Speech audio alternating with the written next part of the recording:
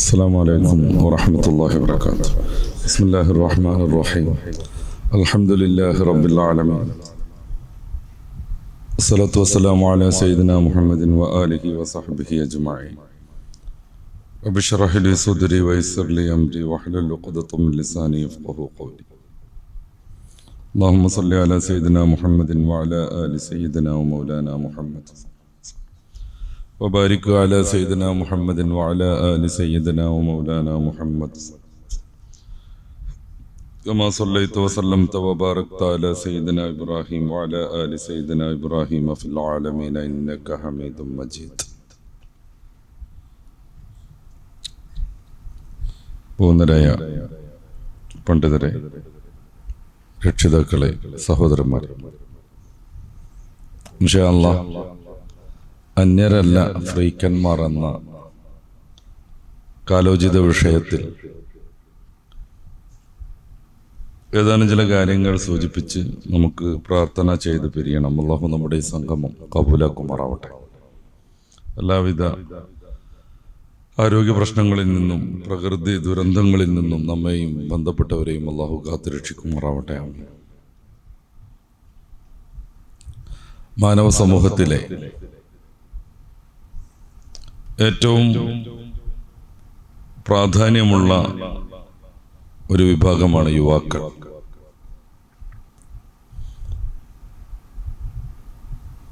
പ്രായപൂർത്തി മുതൽ 40 വയസ്സ് വരെ,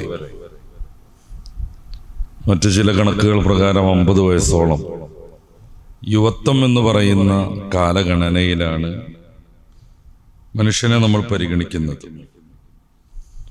മനുഷ്യജീവിതത്തിലെ ഏറ്റവും പ്രധാനപ്പെട്ട ശ്രദ്ധേയമായ ഒരു കാലസന്ധിയാണ് ഈ യുവത്വക്കാലം. ജന്മം മുതൽ നമ്മൾ ബാല്യത്തിലെത്തുന്നു, പിന്നെ കൗമാരത്തിലേക്ക് എത്തുന്നു. അതിനുശേഷം വരുന്ന അവസ്ഥയെക്കുറിച്ചാണ് നമ്മൾ യുവത്വം എന്ന് പറയുന്നത്. ആരാധനാപരമായി നോക്കിയാലും സേവനപരമായ രീതിയിൽ നോക്കിയാലും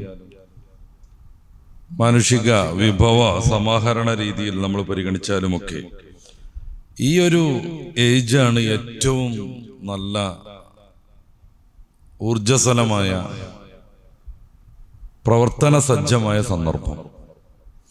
അതുകൊണ്ട് തന്നെ പരിശുദ്ധ ഇസ്ലാം യുവത്വത്തിന് വലിയ പ്രാധാന്യം നൽകുന്നുണ്ട്. ഹബീബായ നബി സല്ലല്ലാഹു അലൈഹി വസല്ലമ തങ്ങൾ യുവാക്കൾക്ക് തൻ്റെ പ്രഭാഷണങ്ങളിലും സമീപനങ്ങളിലും പ്രത്യേകം പരിഗണന നൽകുന്നത് കാണാം. അവിടുന്ന് പ്രാർത്ഥിക്കാറുള്ള ഒരു പ്രത്യേകമായ ദുആ അല്ലാഹുമ്മ അയ്യിദിൽ ഇസ്ലാം ബി അഹദിൽ ഉമറൈൻ എന്നായിരുന്നു. സയ്യിദുനാ ഉമർ ഫാറൂഖ് റളിയല്ലാഹു അൻഹു ഇസ്ലാമിലേക്ക് കടന്നു വരുന്നത് വരെ അല്ലാഹുവേ അവിടുത്തെ കൊണ്ട് ഈ ദീനിനെ നീ ശക്തിപ്പെടുത്തണമേ എന്ന്. കാരണം നല്ല നിറഞ്ഞ യുവത്വം, ധീരൻ, എല്ലാ അർത്ഥത്തിലുമുള്ള തൻ്റെടി, ആ ഉമർ റളിയല്ലാഹു അൻഹുവിനെ കൊണ്ട് പരിശുദ്ധ ദീനിനെ നീ ശക്തിപ്പെടുത്തണമേ എന്ന്. അഹദിൽ ഉമറൈൻ എന്നാണ് പ്രയോഗം. ഒന്നുകിൽ അംർ ബിനുൽ ഹക്കം, പിന്നീട് അബൂജഹൽ എന്ന പേരിൽ അറിയപ്പെട്ട മുശ്രിക്കുകളുടെ നേതാവ്, അല്ലെങ്കിൽ ഉമർ ബിനുൽ ഖത്താബ് റളിയല്ലാഹു അൻഹു. നബി സല്ലല്ലാഹു അലൈഹി വസല്ലമ തങ്ങളുടെ മനസ്സിന്റെ ഉള്ളിന്റെ ഉള്ളിൽ ഉമർ റളിയല്ലാഹു അൻഹുവിനോടുള്ള ഇഷ്ടം കൊണ്ടാണ് അല്ലാഹുമ്മ അയ്യിദിൽ അംറൈനി എന്ന് പറയാം. അല്ലാഹുമ്മ അയ്യിദിൽ ഇസ്ലാമ ബി അഹദിൽ അംറൈനി എന്ന് പറയാതെ ഉമറൈനി എന്ന് പറയുന്നത്. അത് ഉമർ റളിയല്ലാഹു അൻഹു തന്റെ ജീവിതം കൊണ്ട് തെളിയിക്കുകയും ചെയ്തു. അവിടുന്ന് ഇസ്ലാമിലേക്ക് കടന്നു വന്നതിൻ്റെ ശേഷമാണ് ഇസ്ലാമിൻ്റെ ആദ്യത്തെ പരസ്യ പ്രകടനം നടന്നത്. ദാറുൽ അർഖമിലേക്ക് കടന്നു വരികയും വളം പിടിച്ച് ഹബീബായ നബി തങ്ങളുടെ തലയെടുക്കാൻ വേണ്ടി വന്ന അദ്ദേഹം തൻ്റെ പെങ്ങൾ ഫാത്തിമ ഖുർആനിലെ ത്വാഹ എന്ന് പറയുന്ന അധ്യായം ഓതുന്നത് കേട്ട മാത്രയിൽ അതിൽ ആകൃഷ്ടനാകുന്നതും അത് വാങ്ങി പാരായണം ചെയ്യുന്നതും വാളെടുക്കാൻ വന്ന ഹബീബ വാളെടുത്ത് തലയെടുക്കാൻ വന്ന ഹബീബായ നബി സല്ലല്ലാഹു അലൈഹി വസല്ലമ തങ്ങളുടെ ഏറ്റവും അടുത്ത സഹായിയും സംരക്ഷകനുമാകുന്നത് ചരിത്രത്തിന്റെ ഉജ്ജ്വലമായ ഒരു നിമിഷമാണ്. സയ്യിദുനാ ഹംസത്തുൽ ഖർറാർ റളിയല്ലാഹു അൻഹു ദൂരെ നിന്ന് വാളും പിടിച്ച് ഉമർ റളിയല്ലാഹു അൻഹു വരുന്നത് കാണുമ്പോൾ ദാറുൽ അർഖമിന്റെ പടിവാതിലിലേക്ക് തന്റെ ആയുധവും പിടിച്ച് നിൽക്കുന്നുണ്ട്. നല്ല രീതിയിലാണ് ഉമർ വരുന്നതെങ്കിൽ അദ്ദേഹത്തിന് കൊള്ളാം, അല്ലെങ്കിൽ എൻ്റെ വാൾ അദ്ദേഹത്തോട് ഉത്തരം പറയുമെന്ന്. പക്ഷെ സുസ്മേര വദനനായി ഹബീബായ നബി സല്ലല്ലാഹു അലൈഹി വസല്ലമ തങ്ങൾ ഇരുന്നു. കാരണം ഉമറുൽ ഫാറൂഖ് തങ്ങൾ വരുന്നത് ഈ ദീനിന്റെ മഹത്വത്തിനാണ്, ശക്തിപ്പെടുത്താനാണെന്ന് അവിടത്തേക്ക് അറിയാമായിരുന്നു. പരിശുദ്ധ ഖുർആനിലും യുവാക്കളെ കുറിച്ച് പറയുന്നുണ്ട്. സൂറത്തുൽ കഹ്ഫിൽ നമ്മുടെ ലോക ചരിത്രത്തിൽ തന്നെയും 7 സ്ലീപ്പേഴ്സ് എന്ന പേരിൽ അറിയപ്പെടുന്ന ഗുഹാവാസികളാകുന്ന 7 ആളുകളെ കുറിച്ച് പറയുന്നിടത്ത് 18-ാം അധ്യായത്തിന്റെ 10-ാം വചനത്തിലും 13-ാം വചനത്തിലും ഫിത്തിയത്ത് എന്നാണ് പ്രയോഗിക്കുന്നത്. അവര് യുവാക്കളായിരുന്നു. ഫത്ത എന്ന് പറയുന്നതാണ് അറബി ഭാഷയിൽ യുവാവ് എന്നതിൻ്റെ ഏകവചനം. അതിന്റെ ബഹുവചനാണ് ഫിത്തിയത്ത്. ആ ഫിത്തിയത്തിനെ കുറിച്ച് പുകഴ്ത്തി പറയുന്നതാണ് അൽ കഹ്ഫിലെ പ്രധാന പ്രമേയം തന്നെയും. 3 ചരിത്രമാണ് അൽ കഹ്ഫ് ചർച്ച ചെയ്യുന്നത്. ഒന്ന് ഖുദർ അലൈഹിസ്സലാത്തു വസ്സലാമിന്റെയും മൂസ അലൈഹിസ്സലാത്തു വസ്സലാമിന്റെയും സംഭവം. രണ്ടാമത്തേത് ദുൽഖർനൈൻ രാജാവിനെ കുറിച്ചുള്ള പഠനം. ഇതിനേക്കാൾ ഏറ്റവും ശ്രദ്ധേയമായ ചർച്ചയാണ് ഈ ഗുഹാവാസികളെ കുറിച്ചുള്ള പഠനം. അതുകൊണ്ടാണ് അദ്ദേഹത്തിന് പേര് പോലും ഗുഹ എന്ന അർത്ഥത്തിലുള്ള അൽ കഹ്ഫ് എന്നാവുന്നത്. ഈ ഗുഹാവാസികളെ കുറിച്ച് പറയുമ്പോൾ 10-ാമത്തെ ആയത്തിലും 13-ാമത്തെ ആയത്തിലും അവർ യുവാക്കളായിരുന്നു എന്ന് പ്രത്യേകം ഖുർആൻ പറയുന്നുണ്ട്. എന്താണ് യുവതയുടെ പ്രത്യേകത? പൊതുവെ ചാഞ്ചല്യപ്പെടാൻ ഏറ്റവും നല്ല സന്ദർഭം, തെറ്റുകളിലേക്കും വൃത്തികേടുകളിലേക്കും പോകാനുള്ള വലിയ അവസരം, നല്ല രക്തത്തിളപ്പിന്റെ കാലം. എന്നിട്ടും അന്നത്തെ രാജാവ് ഷിർക്കിന്റെ ആളായപ്പോൾ ബിംബാരാധനയിലേക്ക് ആളുകളെ നിർബന്ധിച്ചുകൊണ്ടിരിക്കുമ്പോൾ ഏകദൈവ വിശ്വാസത്തിൽ പിടിച്ചു നിന്നു ഈ 7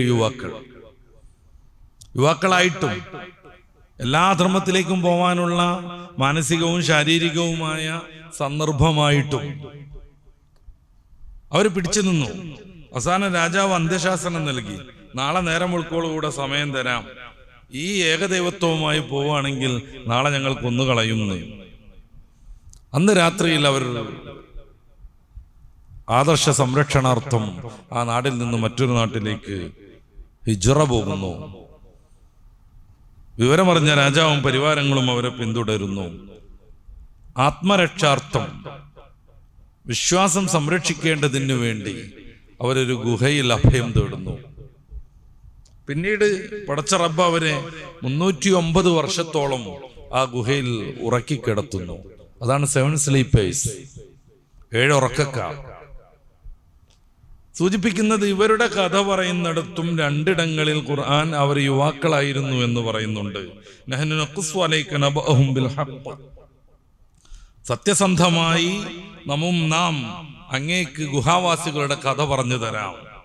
ഇന്നഹും ഫിത്യത്തുൻ, അവർ ചെറുപ്പക്കാരായിരുന്നു. ആമനൂ ബി റബ്ബിഹിം, അവരുടെ റബ്ബിനെ അവർ വിശ്വസിച്ചു. ഫസിദ്നാഹും ഹുദ, അത് കാരണം അവർക്ക് നന്മകൾ നാം വർദ്ധിപ്പിച്ചു കൊടുത്തുകൊണ്ടിരുന്നു. ഈ യുവത്വം എന്ന് പറയുന്നത് ആരാധനയ്ക്ക് ഏറ്റവും പറ്റിയ സന്ദർഭമാണ്. സാമൂഹിക സേവനത്തിന് ഏറ്റവും പറ്റിയ ആയുസ്സാണ്.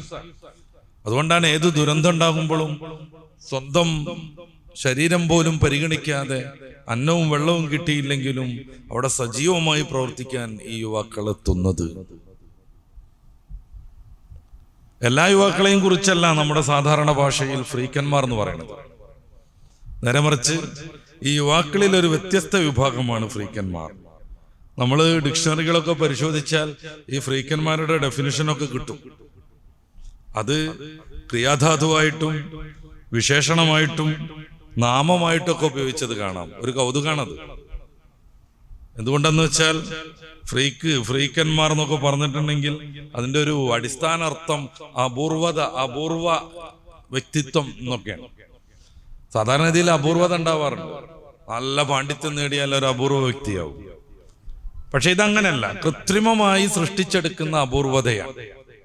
അതുകൊണ്ട് തന്നെ ഈ ഫ്രീക്കന്മാർ എന്നൊക്കെ ഉള്ളതിന് വിചിത്ര സ്വഭാവി, ലോലബുദ്ധി, വിലക്ഷണ പ്രതിഭാസം എന്നൊക്കെയാണ് അർത്ഥം കാണുന്നത്.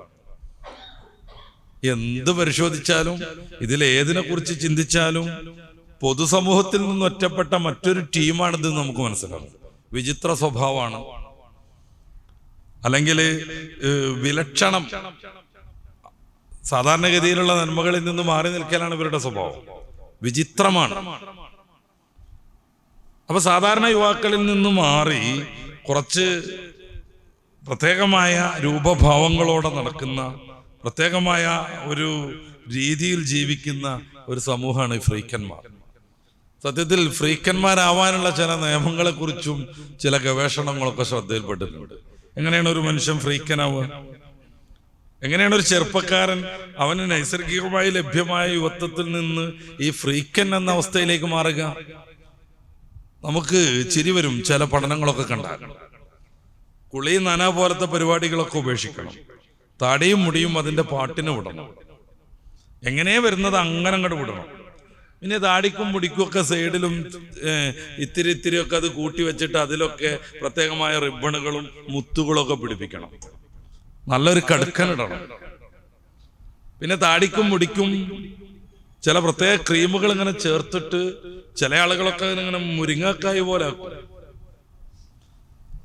എന്തായാലും ഈ മുടിക്കൊക്കെ പെയിന്റ് അടിക്കുക എന്നുള്ളത് മസ്റ്റാണ്. അതന്നെ ഏത് രീതിയിൽ പെയിന്റ് അടിക്കണം? നല്ല മഴവില്ല് പോലെ വിവിധങ്ങളായ കളറുകൾ വാരി തേക്കണം. ഡ്രസ്സും അങ്ങനെ തന്നെ വേണം. പല ജോതി കളറുള്ള ഡ്രസ്സുകൾ ഇടണം. ഈ ജെല്ല് എന്ന് പറയുന്ന ഒരു സാധനം ഈ ഒരു വ്യാപകമായി ഉപയോഗിക്കുന്നു. ശരിക്കും പറഞ്ഞാൽ ഫ്രീക്കന്മാരുടെ വജ്രായുധാണ് ഈ ജെൽ. അത് പിന്നെ ശരീരത്തിലും തലയിലൊക്കെ വെച്ച് പിടിപ്പിച്ച് ചൂടാക്കി അതിങ്ങനെ വേറൊരു മോഡലിൽ കൊണ്ടുനടക്കുമ്പോൾ പിന്നീടുണ്ടാകുന്ന മൈഗ്രെയിൻ പോലെയുള്ള മാറാത്ത തലവേദനകളെ കുറിച്ചൊന്നും ഇവർക്ക് അത്ര ബോധമൊന്നും ഉണ്ടാവില്ല. കാരണം വ്യത്യസ്തനാവുക, വിചിത്രനാവുക എന്നതാണ് ലക്ഷ്യം. ഇതരായി കുറെ പരിപാടികൾ അവർ ചെയ്യണം. ബ്രോ, ബഡ്ഡി, ഡൂഡ്, മച്ച, അങ്ങനെയുള്ള ചില പ്രയോഗങ്ങളെ നടത്താൻ പറ്റും. ഇംഗ്ലീഷ് പാട്ടുകൾ ഉറക്കെ കേൾക്കണം, അതിനനുസരിച്ച് തല ആടണം. ഈ ഇംഗ്ലീഷ് പാട്ടിന്റെ അർത്ഥം എന്താണെന്നൊന്നും അറിയണമെന്നൊന്നുമില്ല, തല ആട്ടിയാൽ മതി. നാലാള് കാണുമ്പോൾ ആള് നല്ല ഇംഗ്ലീഷ് പാട്ടൊക്കെ കേൾക്കുള്ളൂ എന്നിങ്ങനെ തോന്നുകൊണ്ടിരിക്കണം. ഇവരെ സ്ഥിരമായി വിളിക്കുന്ന ഒരു പ്രയോഗം അളിയാന്നുള്ളതാണ്. ആരെ കണ്ടാലും പന കണ്ടാലും ഒക്കെ അളിയാന്ന ഒരു മനസ്സ് ഇവരുടെ നാവിൽ വരുള്ളൂ. കാരണം അപ്പോഴാണ് ഫ്രീക്കനാവുള്ളൂ. പിന്നെ കുറേ സംഗതികളുണ്ട്. ഈ കയ്യിൽ ഇവിടെ മുതൽ ഇതുവരെ പലജാതി സംഗതികൾ ഉണ്ടാകണം. മുത്തുമാല, പിന്നെ വള, പിന്നെ പോത്ത്, പാമ്പ് പോലത്തെ കുറെ ചിഹ്നങ്ങള്. രണ്ട് കയ്യിലൊന്ന് നിറച്ചിടണം. മോതിരം ഒരു 10-20 എത്ര മോതിരം കാണണം അതനുസരിച്ചാണ് ഈ ഫ്രീക്കത്തം കൂടി വരിക. എത്ര മോതിരം ഉണ്ടാകണം അതനുസരിച്ച് കൂടും. ഇതിലൊക്കെ വിചിത്ര സ്വഭാവങ്ങൾ, ചെകുത്താന്റെ ഫോട്ടങ്ങൾ. പിന്നെ കഴുത്തിൽ എന്തായാലും മാല മസ്റ്റാണ്. അതിലിങ്ങനെ വൈ എന്നുള്ള ചിഹ്നം വേണം. ചുറ്റുഭാഗത്തും മഴവില്ലിന്റെ കളറും വേണം. ഈ വൈ എന്ന് പറഞ്ഞിട്ടുണ്ടെങ്കിൽ സാത്താൻ ആരാധനക്കാരുടെ ചിഹ്നം. ക്യാപിറ്റൽ ലെറ്റർ വൈ, വലിയക്ഷരം വഴി, ഇങ്ങനെ ഒരു വലിയ റൗണ്ടിന്റെ ഉള്ളിൽ ഇങ്ങനെ വെക്കുന്ന ആ ചിഹ്നം കണ്ടാൽ മനസ്സിലാക്കണം സാത്താൻ ആരാധനയുടെ ചിഹ്നമാണത്. സാത്താൻ ആരാധന എന്ന് പറഞ്ഞാൽ സാത്താൻ എന്താ ഇഷ്ടം ഉണ്ടാവുക? ചൈത്താന് എല്ലാ വൃത്തികേടും ചെയ്യാം. ഇപ്പൊ ഈ ക്രൈസ്തവ സഭകൾക്കൊക്കെ ഭീഷണിയായിട്ട് സാത്താൻ ആരാധന അവർക്കിടയിൽ വളർന്നു വരുന്നു. എന്നിട്ട് അവരുടെ ഈ കുർബാന പരിപാടികൾക്കൊക്കെ കൃത്യമായ പാരഡിയാണ് ഇവർ ചെയ്തുകൊണ്ടിരിക്കുക.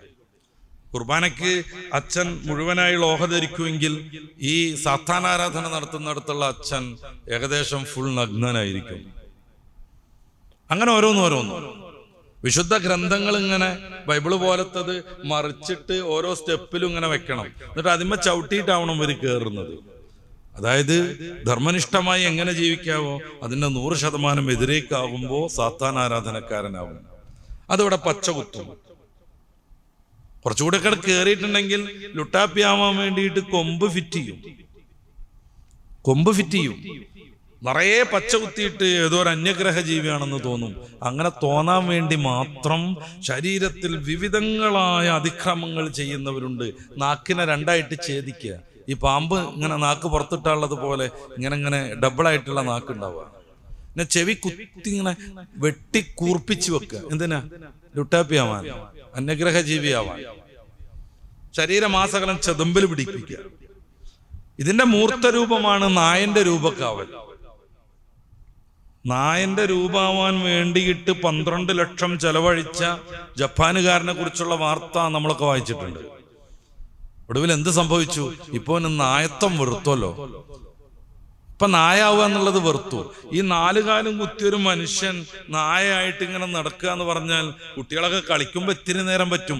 ജീവിതത്തിൽ ഉടനീളം ഇത് പ്രാക്ടീസ് ചെയ്യാൻ ശ്രമിച്ചാൽ അവൻ തന്നെ പറയുന്നുണ്ട് പല സന്ധികളിലും കഠിനമായ വേദനയാണെന്ന്. എന്നിട്ട് ഇനി അവന് നായെന്ന് മാറണം.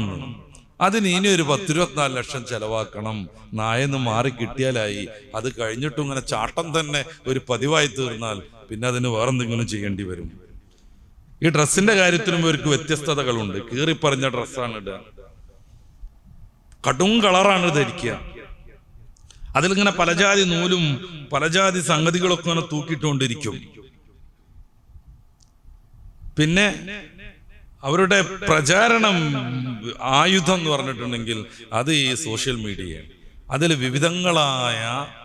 വിവിധങ്ങളായ ഫോട്ടോസും വീഡിയോസും ചെയ്തുകൊണ്ടിരിക്കുക.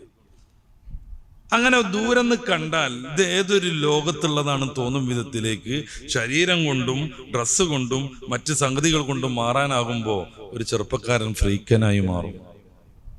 പിന്നെ അവരുടെ ബൈക്ക്, അതിമത്തുള്ള സ്റ്റണ്ട്, അങ്ങനത്തെ കുറെ കലാപരിപാടികളുണ്ട്. ബൈക്ക് ഇത്തിരി സ്പീഡ് ഇട്ടിട്ടുണ്ടെങ്കിൽ പിന്നെ അതിന്റെ മുന്നേ പൊന്തിയിരിക്കണം, ഏറ്റവും നല്ല സ്പീഡിൽ പോകണം. അതിനുവേണ്ടി അവർ വാശി പിടിക്കും. അങ്ങനെ നമ്മുടെ നാട്ടിൽ ലഭ്യമല്ലാത്ത ബൈക്കൊക്കെ സംഘടിപ്പിച്ച് അതിന്റെ ഫുൾ സ്പീഡിലൊന്ന് പോകാൻ വേണ്ടി കൊച്ചിയിൽ രാത്രി, പകലങ്ങനെ കഴിയില്ലല്ലോ, എന്തായാലും ബ്ലോക്ക് ആയിരിക്കും, പാറിയ ഒരു ഫ്രീക്കൻ മെട്രോയുടെ പില്ലറിലിടിച്ചു മരിച്ച റിപ്പോർട്ടുണ്ടായിരുന്നു. അദ്ദേഹത്തിന്റെ ആ ബൈക്കിന്, വിദേശ ബൈക്കായതുകൊണ്ട് ഒരു പ്രത്യേകത ഉള്ളത്, അത് അപ്പോഴും ഇങ്ങനെ ചാട്ടായി നിൽക്കുകയാണ്. അതിന്റെ സ്പീഡ് അതിൽ കാണും അത്രേ. അല്ലാഹു ആലം, എനിക്ക് അതിന്റെ സാങ്കേതികത്വമൊന്നും വിശദീകരിക്കാൻ കഴിയില്ല. അപ്പൊ ആ സംഗതി മണിക്കൂറിൽ ഏകദേശം 290-ലേറെ സ്പീഡിലായിരുന്നു ആ കുട്ടി അന്ന് പാറിയിരുന്നത്. ഇങ്ങനെ ആവുമ്പോ ഫ്രീക്കനാവും. നല്ലൊരു ചെറുപ്പക്കാരൻ, സമൂഹത്തിന് സേവനം ചെയ്യേണ്ടയാൾ ഫ്രീക്കനായി മാറാനുള്ള ചില ലക്ഷണങ്ങളാണ് ഞാൻ പറഞ്ഞത്. ഇത് അവരുടേതായ ഈ രീതിയിലേക്ക് ഇങ്ങനെ പോയിട്ടുണ്ടെങ്കിൽ അടുത്ത സ്റ്റെപ്പ് ഒരു മാനസിക രോഗികളാകുന്നു. പിന്നെ മയക്കുമരുന്നിന്റെയും മദ്യത്തിന്റെയും എല്ലാ ദുശീലങ്ങളുടെയും അഡിക്റ്റുകളാകുന്നു. ഈ അഡിക്റ്റായി മാറുന്നതോടുകൂടെ സമൂഹത്തിൽ നിന്ന് അവൻ തീർത്തും ഒറ്റപ്പെടുന്നു. പിന്നെ കുറെ നിഗൂഢ ലോകങ്ങളാണ്, ഓവുപാലത്തിന്റെ ചുവടുകളാണ്. കാട്ടിലേക്ക് വരെ പോയിട്ട് അവിടെ ഇങ്ങനെ ഭജന ഇരിക്കുന്നത് പോലെ അന്തം വിട്ടിരിക്കുന്നവർ പോലുണ്ട്. ഇതിലേക്ക് ആകർഷണം കൂടി നമ്മുടെ മക്കളിൽ പലരും അതിന്റെ ചെറിയ ചെറിയ രൂപങ്ങൾ പരീക്ഷിച്ചുകൊണ്ടിരിക്കുന്നു. സാധാരണഗതിയിൽ മനുഷ്യന് ഒരു അശ്ലീലമായി തോന്നുന്ന രീതിയിലേക്ക് അവരുടെ സംസാരവും അവരുടെ ബോഡി ലാംഗ്വേജും അവരുടെ ഡ്രസ്സും അവരുടെ മറ്റ് സംഗതികളൊക്കെ മാറിത്തീരുന്നു. സമൂഹത്തിന്റെ വലിയൊരു വിഭാഗം ഈ വിധത്തിലേക്ക് പോകുമ്പോൾ നമ്മളെപ്പോലെയുള്ള ബോധമുള്ള ആളുകൾ എന്ത് ചെയ്യണം എന്നതിനെ കുറിച്ചാണ് പ്രധാനമായും നമ്മളിന്ന് ചർച്ച ചെയ്യേണ്ടത്. മാന റസൂലുള്ളാഹി സ്വല്ലല്ലാഹു അലൈഹി വസല്ലം, ഇമാം ബുഖാരി തങ്ങളടക്കം നിവേദനം ചെയ്ത പ്രസിദ്ധമായ ഒരു ഹദീസിൽ പറയുന്നത് പലപ്പോഴും നമ്മൾ വായിച്ചിട്ടുണ്ട്. കുല്ലു മൗലൂദിൻ യൂലദു അലൽ ഫിത്ര. ഏത് കുട്ടിയും ജനിക്കുന്നത് നൈസർഗികമായ വിശുദ്ധിയോടുകൂടെയാണ്. ഫിത്രത്ത് എന്നൊക്കെ പറഞ്ഞിട്ടുണ്ടെങ്കിൽ എന്താ? ഒരു വസ്തുവിന്റെ അടിസ്ഥാന പ്രകൃതത്തെ കുറിച്ചാണ് ഫിത്ര എന്ന് പറയുന്നത്. വേഗം മനസ്സിലാക്കാൻ നമ്മളൊരു നോട്ട് പുസ്തകം വാങ്ങി, അതിന്റെ ആ ഒരു സമയത്തുണ്ടാകുന്ന അതിന്റെ ഒരു വിശുദ്ധി ഉണ്ട്, അതിന്റെ ഒരു പ്രത്യേക സ്മെല്ലുണ്ട്, പ്രത്യേകമായ ഒരു അതിന്റെ ഒരു സൗകുമാര്യത ഉണ്ട്. അതിൽ നിന്ന് മെല്ലെ അത് മാറും. അതിന്റെ ചട്ട പറഞ്ഞുകൊണ്ടിരിക്കും, കുത്തി കുറിച്ചിട്ട് ആകെ വൃത്തികേടാവും. അങ്ങനെ ആകുമ്പോ അത് ഫിത്രത്തിൽ നിന്ന് മാറി. വീട് ഉദ്ഘാടനം ചെയ്ത ഉടനെ ചുമരൊക്കെ ആ ഫിത്രത്തിലായിരിക്കും. പിന്നെ കുട്ടികൾ അവരുടെ കലാവൈഭവങ്ങളൊക്കെ അങ്ങനെ പ്രകടിപ്പിച്ച് അതിന്റെ അടിസ്ഥാന രീതി മാറുമ്പോൾ അത് ഫിത്രത്തിൽ നിന്ന് തെറ്റി എന്ന് പറയാം. റസൂലുള്ളാഹി സ്വല്ലല്ലാഹു അലൈഹി വസല്ലം തങ്ങൾ പറയുന്നു, കുല്ലു മൗലൂദിൻ യൂലദു അലൽ ഫിത്ര. ഏതൊരു കുട്ടിയും ജനിക്കുന്നത് ഈ നൈസർഗികമായ വിശുദ്ധിയോടുകൂടെയാണ്. നന്മയെ സ്വീകരിക്കാൻ പറ്റുന്ന പക്വതയിലാണ്. ഈ ദുന്യാവിനെ കുറിച്ച് പഠിച്ചാൽ തന്നെ അതിൻ്റെ പിന്നിലുള്ള ഒരു മഹാകാരണത്തെക്കുറിച്ച്, സ്രഷ്ടാവിനെ കുറിച്ച് ബോധ്യപ്പെടും വിധത്തിലാണ്.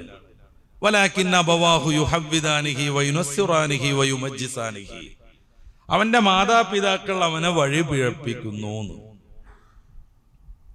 അവൻ ജീവിക്കുന്ന സാഹചര്യം അവനെ നശിപ്പിച്ചു കളയുന്നു.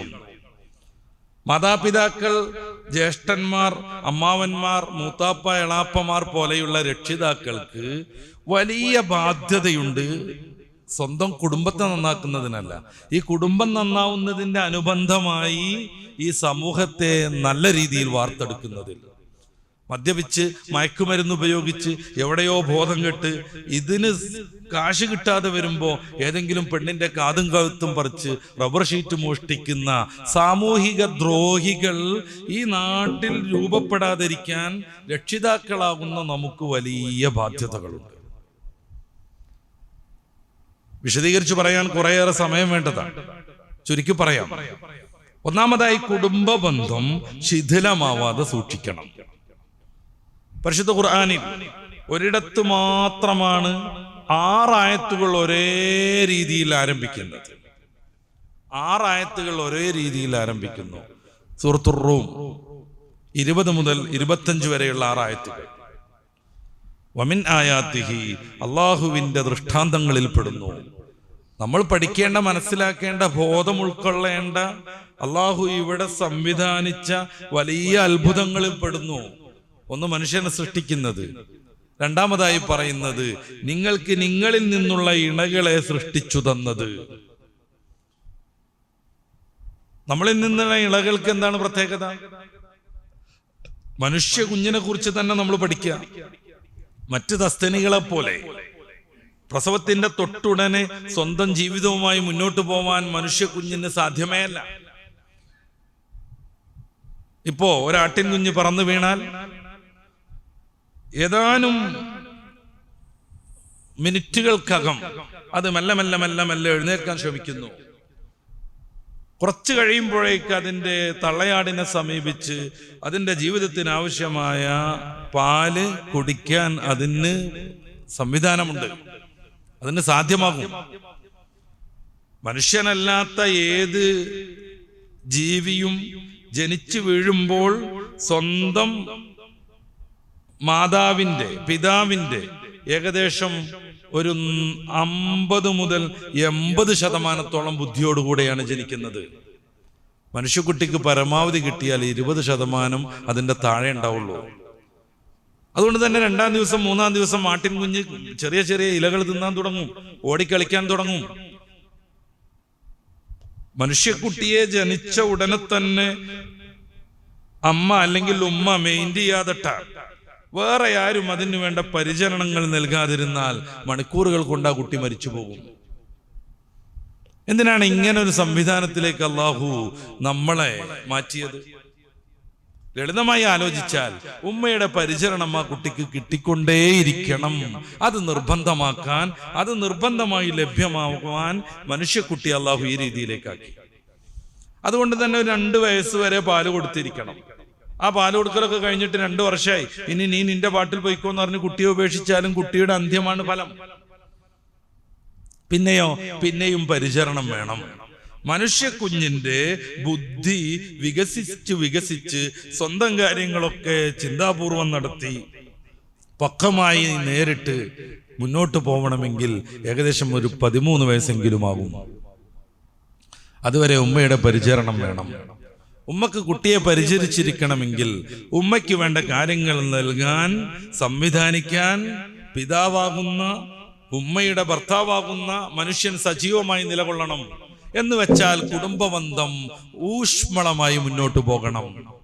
ഈ കുടുംബബന്ധം എന്ന സംവിധാനത്തിൽ നിന്ന് തെറ്റുമ്പോൾ മനുഷ്യൻ ഒന്നാമതായി വഴിപഴയ്ക്കുന്നു. കുടുംബബന്ധം ഇല്ലാതാക്കാനാണ് കുറെ ആളുകൾ ശ്രമിച്ചത്, ഫെമിനിസ്റ്റുകൾ. അടിസ്ഥാനപരമായി സ്ത്രീകൾ പീഡിപ്പിക്കപ്പെടുന്നു, അതില്ലാതെയാക്കണം എന്നതായിരുന്നു അവർ മുന്നോട്ട് വെച്ചൊരു ലക്ഷ്യം. അങ്ങനെ സംഭവിക്കുന്നുവെങ്കിൽ അതില്ലാതെയാക്കണമെന്ന് എല്ലാവരും ആഗ്രഹിക്കുന്നു. പക്ഷേ അവരുടെ മാർഗം വളരെയേറെ വൃത്തികെട്ടതായി പോയി. എന്തുകൊണ്ട് പെണ്ണ് പീഡിപ്പിക്കപ്പെടുന്നു എന്ന് അവരാലോചിച്ചപ്പോ ഈ കുടുംബം നിലനിൽക്കുന്നത് കൊണ്ടാണെന്ന് അവർക്ക് തോന്നി. കുടുംബം നിലനിൽക്കുമ്പോൾ സ്വാഭാവികമായും പെണ്ണിനൊരു 2ാം സ്ഥാനം കിട്ടുന്നുള്ളൂ എന്ന് അവർക്ക് തോന്നി. അതുകൊണ്ട് കുടുംബം ഇല്ലാതാക്കണം. എങ്ങനെ കുടുംബം ഉണ്ടാവുന്നത്? വിവാഹം കൊണ്ട്.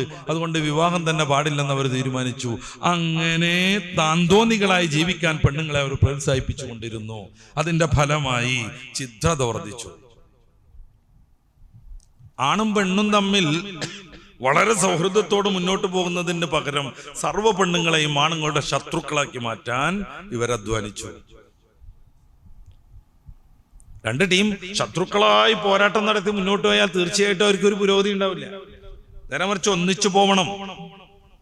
അതില്ലാതെയാക്കാൻ കഠിനമായി അധ്വാനിച്ചിടത്ത് ഫെമിനിസം പരാജയപ്പെട്ടു. അതുകൊണ്ട് തന്നെ വ്യവസ്ഥാപിത രീതിയിലുള്ള ഫെമിനിസം എന്ന പരിപാടി തന്നെ ലോകത്തുനിന്ന് എടുത്തുപോയി. ഇപ്പൊ അത് പലയിടങ്ങളിലായിട്ട് ചിതറി പല ആദർശങ്ങളുടെ ഉള്ളിലായി പ്രവർത്തിച്ചുകൊണ്ടിരിക്കുന്നു. കുടുംബ ബന്ധം നിലനിൽക്കുന്നിടത്ത് നല്ല മക്കളുണ്ടാകും. മാതാവും പിതാവും ഒന്നിച്ചു വളർത്തിക്കൊണ്ടുവരുന്നിടത്ത് കുല്ലു മൗലൂദും യൂലദു അലൽ ഫിത്ര, ആ ഫിത്രത്തിനെ ഡെവലപ്പ് ചെയ്യാൻ കഴിയും. അല്ല, വീട്ടിലെന്നും വഴക്കാണെങ്കിൽ ഒരിക്കലും അവിടെയുള്ള കുഞ്ഞുങ്ങൾ നന്നായി കിട്ടൂല. മാതാവോ പിതാവോ ധർമ്മനിഷ്ഠരല്ലെങ്കിൽ അവരെ അനുകരിക്കാനാണ് പ്രത്യേകിച്ചും കുട്ടികൾക്ക് വളർന്നു വരുന്നവർക്ക് താല്പര്യം ഉണ്ടാവുക. നമ്മുടെ ഭാഷ വൃത്തികെട്ടതാണെങ്കിൽ കുട്ടികൾ സംസാരിക്കുന്നത് അത് തന്നെയായിരിക്കും. മാതാവും പിതാവും പരസ്പരം വഴക്കടിക്കുന്നത് കണ്ടു വളരുന്ന കുട്ടി ഒരിക്കലും ഒരു ധർമ്മനിഷ്ഠനായിട്ട് വളരൂല. അതുകൊണ്ട് തന്നെ കേരളത്തിലുള്ള കുറ്റവാളികളെ കുറിച്ചുള്ള ഒരു പഠനം, പലപ്പോഴും ദുർഗുണ പാഠ പരിഹാരശാലയിലേക്കൊക്കെ കൊണ്ടുപോകുന്ന കുറ്റവാളികളെ കുറിച്ചുള്ള പഠനം, ഏത് പഠനം നോക്കിയാലും അവരുടെ വീട്ടിൽ സ്നേഹപൂർവമായ ഒരു ഇടപെടൽ ഉണ്ടായിട്ടില്ലെന്ന് മനസ്സിലാകും. സ്നേഹം വീട്ടിൽ നിന്ന് ലഭ്യമാവേണ്ട സമയത്ത് ലഭ്യമാവേണ്ട വിധം കിട്ടാതിരുന്നാൽ അവർ സ്നേഹം തേടി പുറത്തിറങ്ങും. ഈ ഒരു ചുളിവിൽ അവരെ മെല്ലെ മെല്ലെ ചിരിക്കാനും മയക്കാനും ചെറിയ ചെറിയ വസ്തുക്കളൊക്കെ മേടിച്ചു കൊടുക്കാനും അങ്ങനെ സ്വന്തമാക്കാനും നിരവധി കഴുകക്കണ്ണുകൾ പുറത്തുണ്ടാകും. വീട്ടിൽ നിന്ന് സ്നേഹം കിട്ടാതെ വളർന്ന കുട്ടി സ്നേഹം തേടി പോകുമ്പോ അവസാനം മാതാവിനെയും പിതാവിനെയും തള്ളിക്കളയും. ഇവരെ ഞങ്ങൾ അറിയില്ല എന്ന് പറയും, ഞങ്ങൾ ഒന്നിച്ച് ജീവിക്കുകയാണെന്ന് പറയും. കുറെ കാലമൊന്നും നടന്നോളണമെന്നില്ല, 1-2 ആഴ്ച കൊണ്ട് ഇറങ്ങിപ്പോവാൻ മാത്രം ഈ പെൺകുട്ടികൾ പാകപ്പെടും. എന്തുകൊണ്ട്? അവൾക്ക് ലഭ്യമാവേണ്ട സ്നേഹം വീടകത്തിൽ നിന്ന് ലഭ്യമായില്ല. പെൺകുട്ടികളെ ഏറ്റവും കൂടുതൽ പരിഗണിക്കാൻ ഇസ്ലാം പറഞ്ഞു. ഒരു വസ്തു മേടിച്ചു കൊണ്ടുവന്നാൽ പെൺകുട്ടികൾക്ക് വലിയ ഓഹരി കൊടുക്കാൻ മുത്ത് റസൂൽ പഠിപ്പിച്ചു. വലിയ ഓഹരി കൊടുക്കണം. എല്ലാവരും കഴിച്ചിട്ട് ബാക്കിയുണ്ടെങ്കിൽ മാത്രം എനിക്ക് തരാം എന്നല്ല. കാണൽ ഹറാമല്ലാത്ത ആളുകളാണ് ആ വീടിനകത്തെങ്കിൽ ആണ് പെണ്ണ് ഭേദമില്ലാതെ ഒന്നിച്ചിരുന്ന് ഭക്ഷണം കഴിക്കണം. വാപ്പിയും ഏട്ടന്മാരൊക്കെ തിന്നിട്ട് ബാക്കി വല്ലതും ഉണ്ടേൽ അത് അടുക്കളയിലുള്ള പെണ്ണുങ്ങൾക്ക് എന്ന രീതിയേ ഇല്ല. താൻ ഇരിക്കുന്നിടത്ത് പ്രിയപ്പെട്ട മകളെ പിടിച്ചിരുത്തി മുത്ത് റസൂൽ സല്ലല്ലാഹു അലൈഹി വസല്ലം. അവര് വരുന്ന സമയത്ത് അങ്ങോട്ട് പോയിട്ട് ക്ഷണിച്ചു കൊണ്ടുവന്നു. ഞാൻ വലിയ ആളാണ്, ഞാനാണ് ഉപ്പ, ഞാൻ അവളെ കെട്ടിച്ചത്, അതുകൊണ്ട് ആദ്യം എന്നെ കാണട്ടെ, പ്രസാദിപ്പിക്കട്ടെ എന്ന് കരുതിയിട്ട് പുണ്യപ്പൂമാൻ മുത്ത് റസൂൽ ഇരുന്നിടത്ത് ഇരുന്നില്ല. മോള് വരുന്നത് കാണുമ്പോൾ അങ്ങോട്ട് ചെല്ലും, എന്നിട്ട് കൈ പിടിക്കും, ആലിംഗനം ചെയ്യും, സ്നേഹം പ്രകടിപ്പിക്കും, തോളിലും കയ്യിലും പിടിച്ചിട്ട് കൊണ്ടുവരും. താനിരുന്നിരുന്ന വിരപ്പിൽ പ്രിയപ്പെട്ട മോളെ ഇരുത്തും. ഫാത്തിമ റളിയല്ലാഹു അൻഹയെ കുറിച്ചുള്ള നല്ല പഠനങ്ങളുണ്ട്. ഡോക്ടർ അബ്ദുഹു യമാനിന്റെ ആദിഹി ഫാത്തിമത്തു സഹ്റ കിതാബിന്റെ പേരാണ്. ഇതാണ് ഫാത്തിമ. എങ്ങനെയായിരുന്നു മുത്ത് റസൂലും പ്രിയപ്പെട്ട മകളുള്ള ജീവിതം? നമുക്ക് കൗതുകം തോന്നും. മകളും മരുവനും രാത്രി കടക്കുന്നതിന്റെ ഇടയിൽ, ഉറക്കു വരുന്നതിന്റെ തൊട്ടു മുന്നേ അമ്മോശക്കയാകുന്ന പിതാവാകുന്ന മുത്ത് റസൂൽ കടന്നു ചെല്ലുന്നു. എന്നിട്ട് അവരുടെ 2 പേരുടെയും ഇടയിലിരിക്കുന്നു. ഫാത്തിമ ബി പറയുന്നുണ്ട്, തണുപ്പത്തുനിന്ന് വന്ന എൻ്റെ വാപ്പാന്റെ കാൽ എൻ്റെ ഈ കഴുത്ത് തട്ടിയപ്പോ എൻ്റെ കഴുത്തിനിങ്ങനെ തരപ്പ് വന്നു, തണുപ്പ് വന്നു, മരവിപ്പ് വന്നു. നമ്മളൊന്ന് ആലോചിച്ച് നോക്കുക. നമ്മുടെ മകളും നമ്മുടെ ജമാതാവും മകളുടെ ഭർത്താവും ഇരിക്കുന്നതിന്റെ ഇടയിൽ കയറിയിട്ട് ഇരിക്കാൻ മാത്രമൊക്കെ നമ്മൾ അവരോട് ബന്ധം പുലർത്തിയിട്ടുണ്ടോ എന്ന് വെറുതെ ഒന്ന് ആലോചിച്ച് നോക്കുക. ഇങ്ങനെ കുഞ്ഞുങ്ങളോടൊപ്പം സ്നേഹപൂർവം വളരുന്ന വീട്ടിൽ ലോകത്തിന്റെ വെളിച്ചമാകുന്ന ഫാത്തിമ ബി ജനിക്കും, വളരും. ഇത് ചരിത്രത്തിൽ ഉടനീളം സംഭവിച്ചതാ. ഫാത്തിമ ബിന്റെയും മുത്ത് റസൂലിന്റെയും മാത്രം കഥയല്ല. ഇന്നും ഇതിന്റെ മുന്നെയും ഇപ്പോഴും ഒക്കെയുണ്ട് ഇത്തരം കുടുംബങ്ങൾ. അതുകൊണ്ട് പരിശുദ്ധ ഇസ്ലാം കുടുംബ ബന്ധത്തിന് വലിയ പ്രാധാന്യം നൽകി.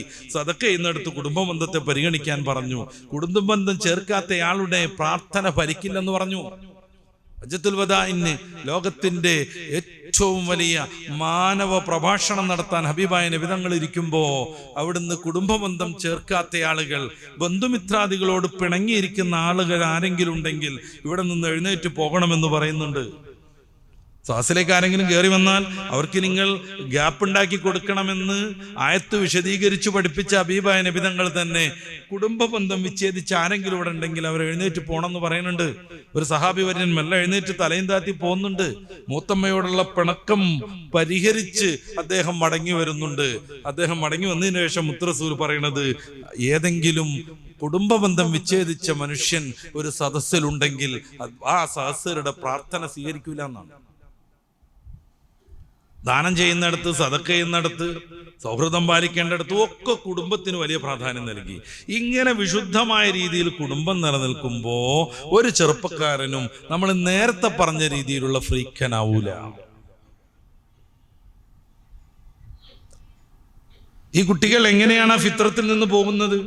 ഒന്ന് സാഹചര്യം, അത് റസൂൽ തന്നെ പറഞ്ഞു, വലാകിൻ അബവാഹു, അവര് അനുകരിക്കുന്ന ചില ആളുകൾ, അവരുടെ സ്വഭാവം രീതികൾ, പിന്നീട് അവർക്ക് ലഭ്യമാകുന്ന, അവരെ നശിപ്പിക്കുന്ന കുറെ കാര്യങ്ങൾ, പിന്നെ അങ്ങാടി പോലെയുള്ള അവർ സ്ഥിരമായി നിലകൊള്ളുന്ന ചില മേഖലകൾ, അവരുടെ സുഹൃത്തുക്കൾ, ഇങ്ങനെ തുടങ്ങി ഒരു മനുഷ്യൻ സമൂഹത്തിന് ഉപകാരമാവേണ്ട രീതിയിൽ നിന്ന് മാറി നേരത്തെ പറഞ്ഞ തലത്തിലേക്ക്, അന്യഗ്രഹ ജീവിയുടെ രീതിയിലേക്ക്, എന്നിട്ട് വിഷാദവും പിടിച്ച് സമൂഹത്തിന് വലിയ നഷ്ടമായി, കുടുംബത്തിനൊരു ഉപകാരമില്ലാതെ മാറുന്നതിലേക്ക് എങ്ങനെ എത്തിച്ചേരുന്നു? ഇത്തരം സാഹചര്യങ്ങളിൽ എത്തിച്ചേരുന്നു. അതിലേക്ക് എത്താതിരിക്കാൻ നമ്മൾ എന്ത് വേണം? ഒരു മുസ്ലിം കമ്മ്യൂണിറ്റിയിൽ നിന്ന് നമുക്ക് സംസാരിക്കാം. അള്ളാഹുവിനെ കുറിച്ചുള്ള വിശ്വാസം ചെറിയ കാലത്തിലെ കുട്ടിക്കുണ്ടാക്കണം. ആ കുട്ടിക്ക് ഉൾക്കൊള്ളാൻ പറ്റും വിധത്തിലുള്ള അഖീദ ചെറിയ സന്ദർഭത്തിൽ. ഒരു കുട്ടിക്ക് ആദ്യമായി നമ്മൾ പഠിപ്പിക്കേണ്ടത് എന്താണ്? ഇസ്ലാം പറയുന്നുണ്ട് അള്ളാഹുവിനെ കുറിച്ചാണ്. പിന്നീട് മുത്തറസൂൽ സല്ലല്ലാഹു അലൈഹി വസല്ലം തങ്ങളെ കുറിച്ചാണ്. ഏത് സിനിമക്കാരനെ കുറിച്ചാലും ചോദിച്ചാലും അവന്റെ അഡ്രസ്സും അവന്റെ രീതിയും കൃത്യമായി കുട്ടി പറയുന്നതിൽ ആ അഭിമാനം പൂണ്ട് അത് വീഡിയോ എടുത്തിട്ട് പ്രചരിപ്പിക്കുന്ന മാതാപിതാക്കളുണ്ട്. സിനിമക്കാരുടെ വ്യക്തിപരമായ മോശത്തെക്കുറിച്ചോ ഗുണത്തെക്കുറിച്ചോ ഒന്നുമല്ല ഞാൻ സംസാരിക്കുന്നത്. അത് അവരുടെ ഇടം, നമ്മുടെ മേഖലയല്ല അത്. ഒരു മുസ്ലിമായ കുട്ടി എന്ത് പഠിക്കണമെന്ന് മതത്തിന് നിഷ്ഠയുണ്ട്. അള്ളാഹുവിനെ കുറിച്ച് പഠിക്കണം, ഈ പ്രപഞ്ചത്തിന്റെ സ്രഷ്ടാവിനെ കുറിച്ച് പഠിക്കണം, കാരുണ്യവാനെ കുറിച്ച് പഠിക്കണം, നമുക്ക് ജീവിക്കാനുള്ള സംവിധാനം ഒരുക്കി തന്ന ആ മഹശക്തിയെ കുറിച്ച് പഠിക്കണം.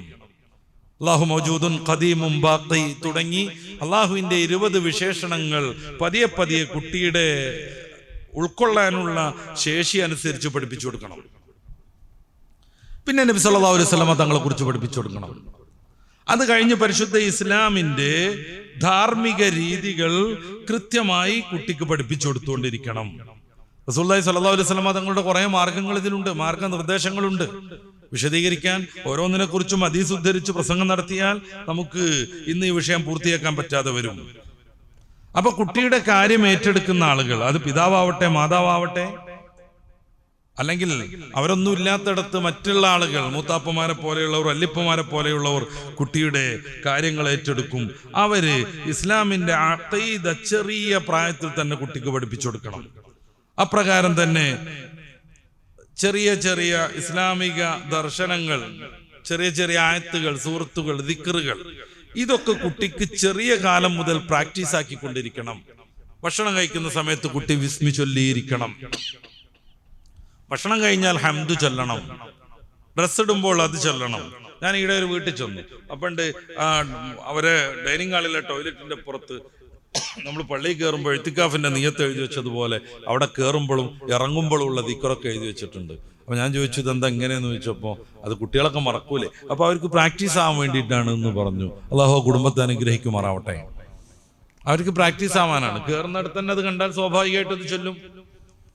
അങ്ങനെ ചെറിയ കാലം മുതൽ ടോയ്ലറ്റിലേക്ക് കയറുമ്പോൾ അവിടെ ചെല്ലേണ്ട ദിക്ർ ശീലിച്ചൊരു കുട്ടി അവൻ ഏതിടങ്ങളിലെത്തിയാലും ഏത് ക്യാമ്പസിൽ അവൻ നിന്ന് പഠിച്ചാലും അവിടുത്തെ ടോയ്ലറ്റിൽ കയറുമ്പോൾ അവന്റെ നാക്കിൽ അത് വന്നിരിക്കും. അപ്പൊ ചെറിയ ദിക്റുകൾ, ചെറിയ സൂറത്തുകൾ ഓരോരുത്തരുടെയും ആ ശേഷി അനുസരിച്ച് ഇത് പഠിപ്പിച്ചുകൊണ്ടിരിക്കണം. അപ്രകാരം നമ്മുടെ ദീനിന്റെ ആരാധനകൾ വളരെ രസകരമായിട്ട് കുട്ടിക്ക് ഇഷ്ടം തോന്നും വിധത്തിൽ പഠിപ്പിച്ചു കൊടുക്കണം. ചെറിയ കുട്ടിയാകുമ്പോൾ പള്ളിയിലേക്ക് കൊണ്ടുപോകാൻ പറ്റുന്ന പ്രായത്തിയാൽ കൊണ്ടുപോകണം. അത് പോകുമ്പോൾ എന്തെങ്കിലുമൊക്കെ പ്രോത്സാഹനത്തിന് അവൻ എന്തെങ്കിലും ഇഷ്ടമുള്ളത് മേടിച്ചു കൊടുക്കണം. അങ്ങനെ സുബഹിക്ക് വാപ്പയുടെ മുന്നിൽ ഒരുങ്ങിയിരിക്കുന്ന തലത്തിലേക്ക് നമ്മുടെ കുഞ്ഞുങ്ങളെ നമുക്ക് മാറ്റാൻ പറ്റണം.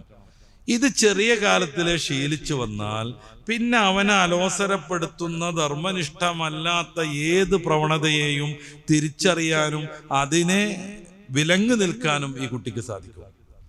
അല്ലാതെ ഇടക്കാലത്തൊക്കെ വെച്ചിട്ട് ഇനി മുതൽ നിസ്കരിക്കാത്തോണ്ട് ഞാൻ ചോറ് വരൂല എന്നൊക്കെ പറഞ്ഞിട്ടുണ്ടെങ്കിൽ എന്നാ ചോറ് ഞാൻ വേറെ സ്ഥലത്തുനിന്ന് സംഘടിപ്പിച്ചോളാം എന്ന് കുട്ടി പറഞ്ഞേക്കും.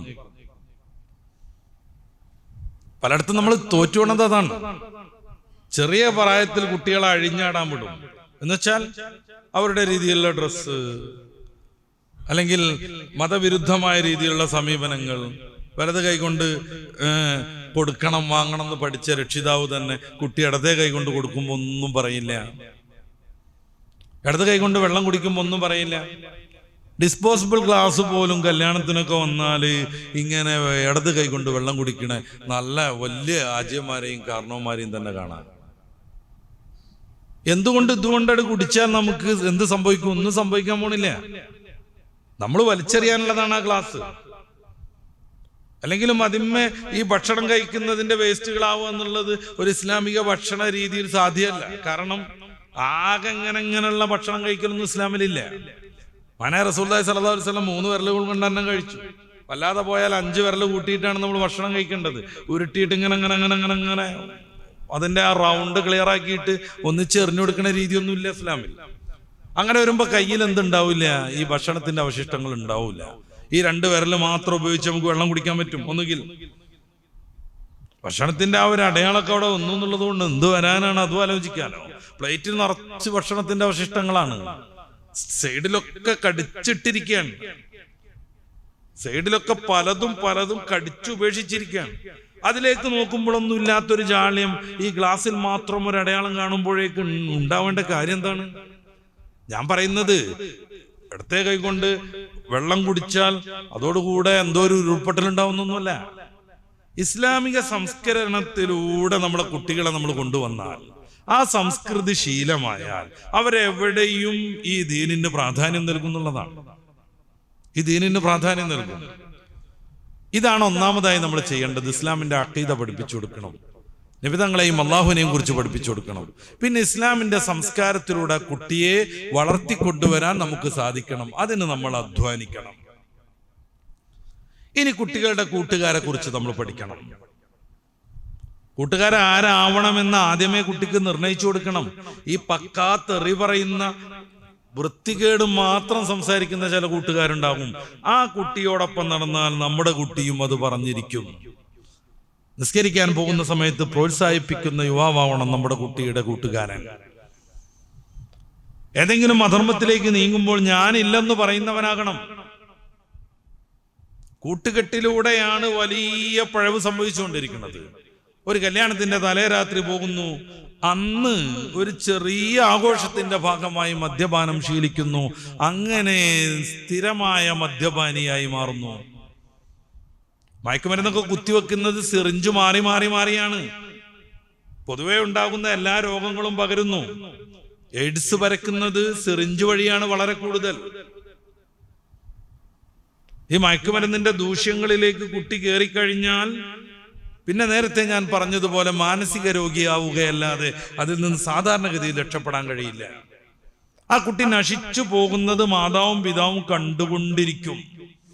ഘട്ടം ഘട്ടമായി മയക്കുമരുന്നിന്റെ ക്വാളിറ്റിയും ക്വാണ്ടിറ്റിയും കൂട്ടിക്കൊണ്ടിരിക്കും. പിന്നെ അതില്ലാതെ നിലനിൽക്കാൻ പറ്റാത്തൊരവസ്ഥയിലേക്ക് എത്തും.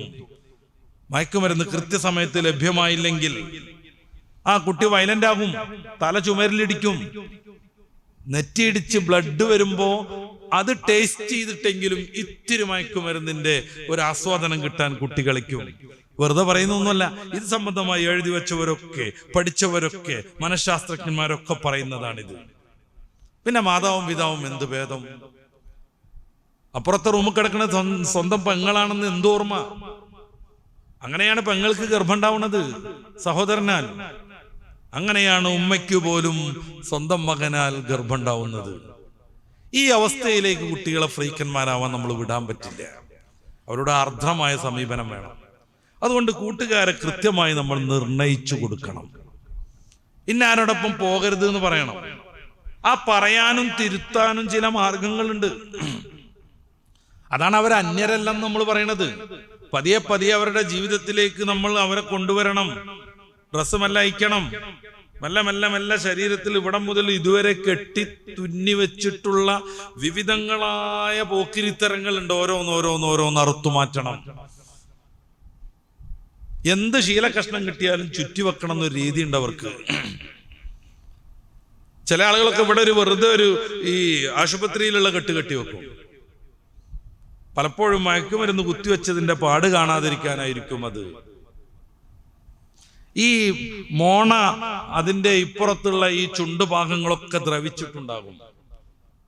എത്ര നിയമം മൂലം നിരോധിച്ചാലും സുലഭമായി നമ്മുടെ നാട്ടിൽ ഹാൻസ് പോലെയുള്ള സംഗതികൾ കിട്ടും.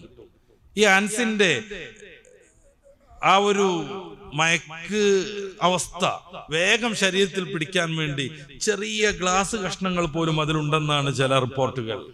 തൊട്ടാരൊന്നും അറിയില്ല, അത്രക്ക് സൂക്ഷ്മം. വളരെയേറെ ലോലമായ നമ്മുടെ ഈ വായക്കകത്തുള്ള തൊലിയിൽ ഇത് ചെറിയ മുറിവുകൾ ഉണ്ടാക്കുമ്പോൾ ഈ ഹാൻസിന്റെ വീര്യം വേഗം വേഗം കേറിക്കൊണ്ടിരിക്കും. അതുകൊണ്ട് ഇത് സ്ഥിരമായി ഉപയോഗിക്കുന്ന ആ ഭാഗത്ത് പഴുത്തു വ്രണമായി മാറും. അതങ്ങനെ തന്നെ കൊണ്ടുപോകും. പിന്നെ ഭക്ഷണം കഴിക്കാൻ പറ്റാതെയാകും. വെറും മധുരമുള്ള ഡ്രിങ്കിലേക്ക് അവർ മാറും. കാരണം വായക്കകത്ത് നിറച്ച് മുറിവാണ്. എരിവ് പറ്റൂല, പുളിവ് പറ്റൂല. പിന്നെ ഈ കൊളകളും മറ്റും കുടിച്ച് അതിന് പറ്റും വിധത്തിലുള്ള ചില ബിസ്ക്കറ്റുകളൊക്കെ തിന്നിട്ട് ജീവിതം അങ്ങനെ മുന്നോട്ട് കൊണ്ടുപോകും. ആരോഗ്യം ക്ഷയിക്കും. വിവിധങ്ങളായ രോഗങ്ങളുടെ അഡിക്റ്റുകളായി മാറും. ഇവരെ കൈവിടാൻ പറ്റും നമുക്ക്? ഇതോടുകൂടെ പഴച്ചുപോയി അവനും ഞാനും തമ്മിൽ ഇനിയൊരു ബന്ധമില്ല എന്ന് പറഞ്ഞ് നമുക്ക് മാറ്റി നിർത്താൻ പറ്റുമോ? ഒരിക്കലും സാധ്യമല്ല. അവരുടെ പിറകെ കൂടണം. അവിടെയാണ് നമ്മുടെ വിഷയം. ഫ്രീക്കന്മാർ അന്യരല്ല എന്ന്, അവര് നമ്മുടെ ഭാഗമാണെന്ന് അറിയണം. മക്കളാണെന്ന് തിരിച്ചറിയണം. സമൂഹത്തിൽ വലിയ സേവനം ചെയ്യാനുള്ളവരാണെന്ന് മനസ്സിലാക്കണം. എവിടെയെങ്കിലും ദുരന്തം വരുമ്പോൾ ആ കുട്ടികളായിരിക്കും അവിടെ ഏറ്റവും കൂടുതൽ രക്ഷാപ്രവർത്തനം നടത്തുന്നതെന്ന് നമ്മൾ ഉൾക്കൊള്ളുക തന്നെ വേണം. ഒറ്റയടിക്ക് ഒഴിവാക്കി വിടാൻ വളരെ എളുപ്പം. നമുക്ക് സായുജ്യ അടയം ചെയ്യാം. അവനെ മദ്രസക്ക് വിട്ടിട്ടുണ്ടായിരുന്നു, അത്യാവശ്യം പഠിപ്പിച്ചിട്ടൊക്കെ ഉണ്ട്, ഇനി അവനായി എന്നും പറഞ്ഞിട്ട് ഒഴിവാക്കി വിടാൻ പറ്റും. പക്ഷെ ബാധ്യത തീരുന്നില്ല. മദ്രസയിലേക്ക് വിടൽ കൊണ്ട് ജീവിതം ഇസ്ലാമികമായുള്ള പ്രാക്ടീസിലേക്ക് എത്തുമെന്ന് ആരും തെറ്റിദ്ധരിക്കരുത്. അങ്ങനെ എത്തൂല. അടിസ്ഥാനപരമായ കുറെ കാര്യങ്ങൾ പഠിക്കാൻ പറ്റും. അതിനപ്പുറത്തേക്ക് നമ്മൾ മദ്രസയിൽ നിന്ന് വല്ലാതൊന്നും പ്രതീക്ഷിക്കരുത്. കാരണം ആകെ 1.5 മണിക്കൂറോ 1 മണിക്കൂറാണ് മദ്രസ വിദ്യാഭ്യാസം. ഈ മദ്രസയിൽ നിന്ന് പഠിക്കുന്ന കാര്യങ്ങൾ പ്രാക്ടീസ് ആക്കാനുള്ള സംവിധാനം നമ്മുടെ വീട്ടിലുണ്ടാകണം. എങ്കിൽ ആ കുട്ടികൾ മദ്രസയിൽ നിന്ന് പഠിച്ചതിലൂടെ മുന്നോട്ട് പോകും. ഒരുത്തനും ഒരു കൂട്ടുകാരൻ്റെ ഓടൊപ്പം കൂടി വഴിപഴച്ചു എന്ന് വെക്കുക. പിന്നെ അവനോട് എങ്ങനെയാവണം സമീപനം? അവന്റെ ഏറ്റവും നല്ല സുഹൃത്തായിട്ട് പിതാവിന് മാറാൻ പറ്റണം. അവന്റെ ഏറ്റവും നല്ല സുഹൃത്താവണം. ഒരു പെൺകുട്ടിയുടെ ഏറ്റവും നല്ല സുഹൃത്തായിട്ട് ഉമ്മയ്ക്ക് മാറാൻ പറ്റണം. അവളുടെ സ്വകാര്യമായ വർത്തമാനങ്ങൾ പറയേണ്ടത് കൂട്ടുകാരിയോടല്ല, ഉമ്മയോടാവണം. ഉമ്മയുടെ അനുജത്തിയോടാകണം, ഉമ്മയുടെ ജ്യേഷ്ഠത്തിയോടാകണം. ഏതോ ഒരുത്തന്റെ പിറകെ നടക്കുന്നു. അവൻ എന്നോട് ചായ കുടിക്കാൻ വേണ്ടി പോരാൻ പറയുന്നു. അവൻ ഒരു ദിവസം എന്നോടൊപ്പം എന്തെങ്കിലുമൊക്കെ ഒരു ഹിക്മത്തുണ്ടാക്കിയിട്ട് യാത്ര പോകണമെന്ന് പറഞ്ഞുകൊണ്ടിരിക്കുന്നു. ഞാനെന്ത് ചെയ്യണമെന്ന് കൂട്ടുകാരിയോട് അഭിപ്രായം ചോദിക്കുമ്പോൾ ഏകദേശം ഈ തലത്തിലുള്ള കൂട്ടുകാരി പറഞ്ഞു കൊടുക്കും, അതൊക്കെ തന്നെയല്ലേ ജീവിതം എന്ന്.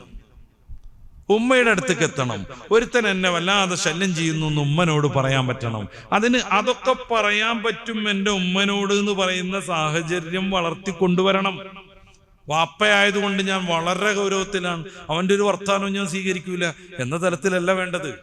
വാപ്പയാണെന്ന ബഹുമാനവും ആദരവും ഒക്കെ നിലനിർത്തിക്കൊണ്ട് തന്നെ കുട്ടിക്ക് തുറന്ന് സംസാരിക്കാൻ പറ്റുന്ന ഒരു തലത്തിലേക്ക് നമുക്ക് മാറണം. പിതാവിനെ കാണാൻ പോലും കിട്ടൂല. അതാണ് ഏറ്റവും വലിയ പ്രശ്നം. ഫ്രീക്കൻ ഇങ്ങനെ ആടിപ്പാടി അവന്റെ വലിയ ബൈക്കും ഇങ്ങനെ ഒരു ടയർ പൊക്കി വെച്ച് ഇങ്ങനെ വീട്ടിലേക്ക് വരുമ്പോഴേക്ക് വാപ്പ ഉറക്കായിട്ടുണ്ടാവും. ഇവൻ ഉണർന്ന് ഏകദേശം 9 മണി 10 മണിക്ക് ഇവന് റേഞ്ച് കിട്ടുമ്പോഴേക്ക് വാപ്പാന്റെ ജോലിക്ക് പോയിട്ടുണ്ടാവും. ഇതാണ് പൊതുവെ കാണുന്ന അവസ്ഥ. ഇതല്ല വേണ്ടത്. അവരോട് ഏറ്റവും ഹൃദ്യമായ രീതിയിൽ സമീപിക്കണം. ഹബീബായ നബി സല്ലല്ലാഹു അലൈഹി വസല്ലമ തങ്ങളുടെ അടുത്തേക്ക് ഒരു ഫ്രീക്കൻ വന്നു. അന്നത്തെ ഒരു ഫ്രീക്കൻ. അദ്ദേഹം ആവശ്യപ്പെട്ടു, യാ റസൂലല്ലാഹ് അസ്തഅ്ദിനുക ഫിസ്സിന, എനിക്കൊന്ന് വ്യഭിചരിക്കണം, സമ്മതം ചോദിക്കാൻ വന്നതാ. എനിക്ക് വ്യഭിചരിക്കണം. മൂപ്പരെ വീക്ക്നെസ് അതായിരുന്നു. എനിക്ക് വ്യഭിചരിക്കണം, ഞാൻ സമ്മതം ചോദിക്കാൻ വന്നതാണ്. മാനായ റസൂലുള്ളാഹി സ്വല്ലല്ലാഹു അലൈഹി വസല്ലമ തങ്ങളുടെ സഹാബത്തിന് ദേഷ്യം വന്നു. ഹബീബായ നബി തങ്ങളുടെ അടുത്ത് വന്നിട്ടാ വ്യഭിചാരത്തിന് സമ്മതം ചോദിക്കുന്നത്.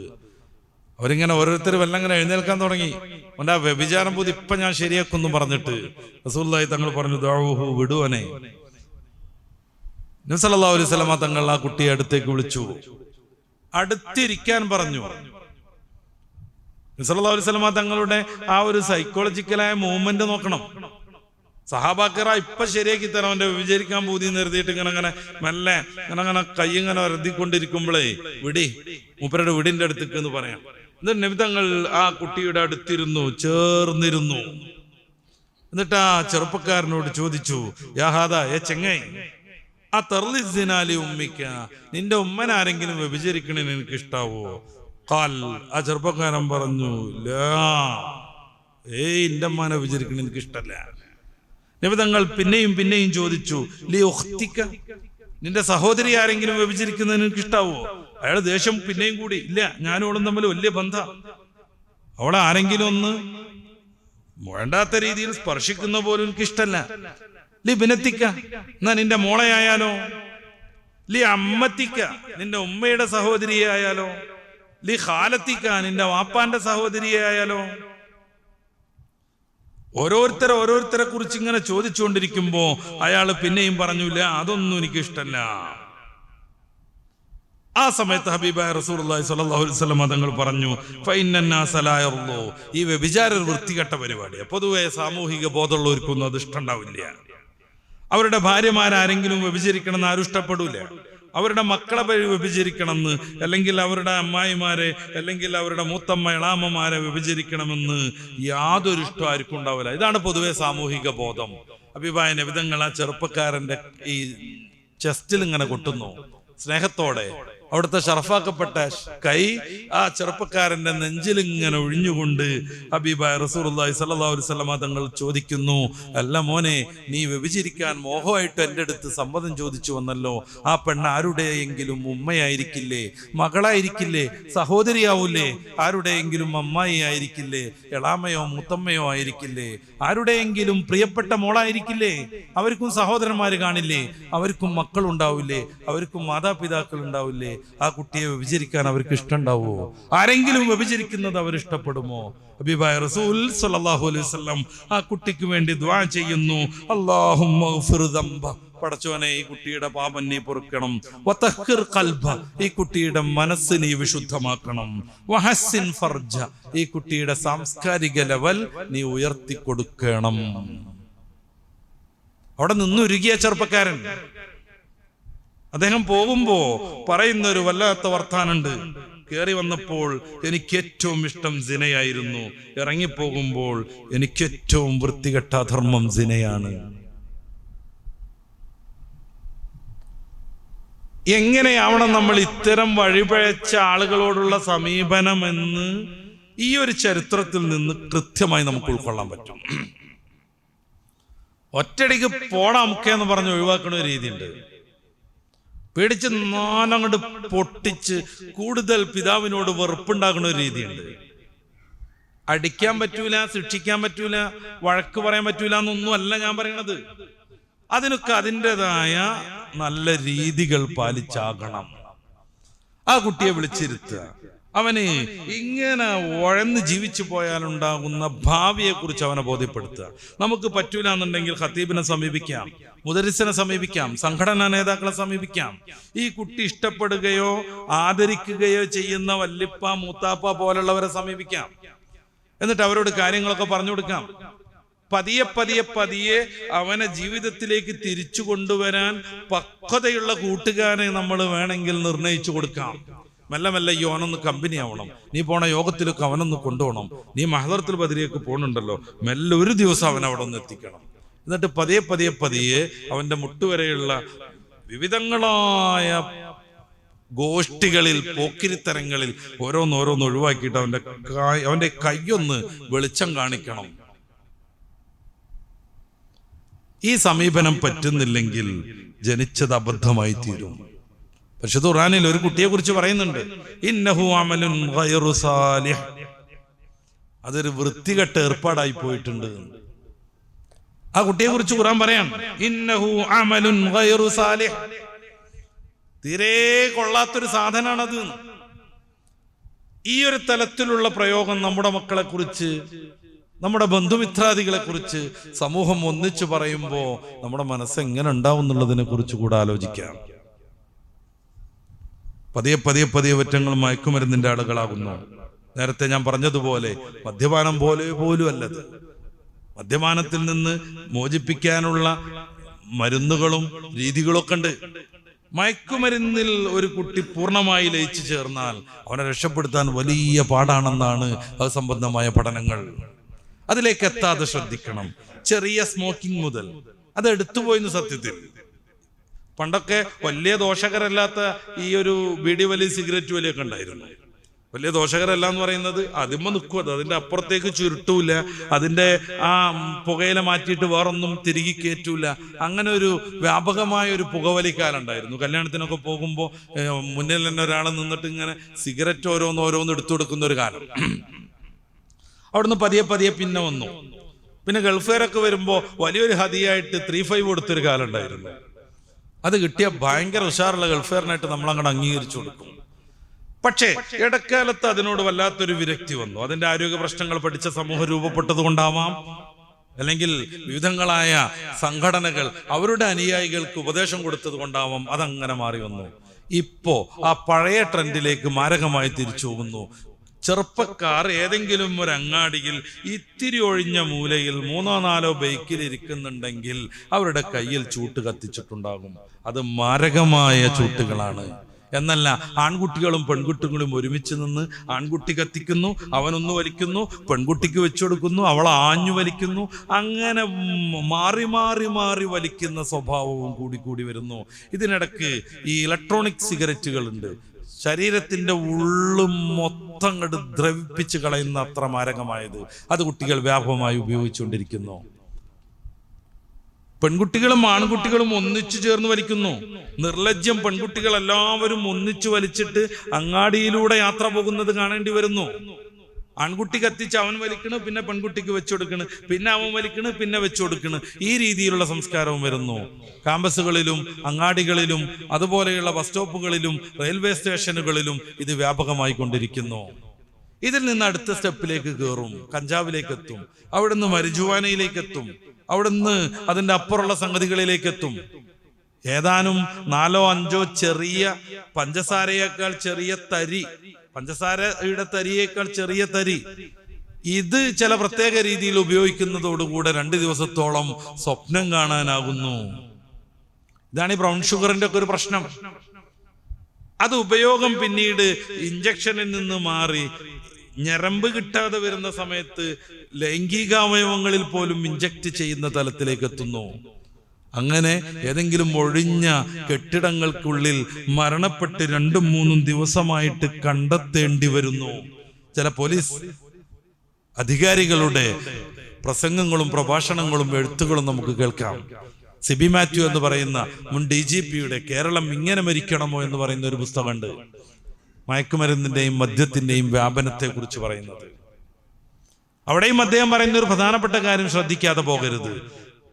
മലപ്പുറം ജില്ലയിൽ മതത്തിന് ചെറിയ രീതിയിൽ പ്രാധാന്യം കൊടുക്കുന്നത് കൊണ്ട് അവിടെ ആത്മഹത്യ വളരെ കുറവാണെന്നാണ്. മുഴുവനായി പ്രാധാന്യം കൊടുത്താൽ ലോകത്തിന്റെ സ്റ്റാറ്റിക്കും അങ്ങനെയാണ്. ഏറ്റവും കുറവ് ആത്മഹത്യ മുസ്ലിം രാജ്യങ്ങളിലാണ്. ചിലപ്പോ നമ്മളൊക്കെ അങ്ങനെ കാണാറുണ്ട്. വേൾഡ് ഹാപ്പിനെസ് ഇൻഡെക്സിൽ ഏറ്റവും മേലെ നിൽക്കുന്ന സ്ഥിരം 1, 2, 3 സ്ഥാനം നേടുന്ന ചില രാജ്യങ്ങളെ കുറിച്ച് നോർവേ, സ്വീഡൻ പോലെയുള്ള നാടുകൾ. ഏറ്റവും നല്ല സന്തോഷമുള്ള ജീവിതം അവിടെയാണല്ലോ. ഈ വേൾഡ് ഹാപ്പിനെസ് ഇൻഡെക്സിന്റെ ഒക്കെ ഉള്ളിലേക്ക് നമ്മൾ കയറിയിട്ടുണ്ടെങ്കിൽ എത്രയും മദ്യം കിട്ടും. പൈസ നിക്ഷേപിച്ചാൽ ഏത് ബസ് സ്റ്റാൻഡിലും വെള്ളം കിട്ടുന്നത് പോലെ മദ്യം കിട്ടും.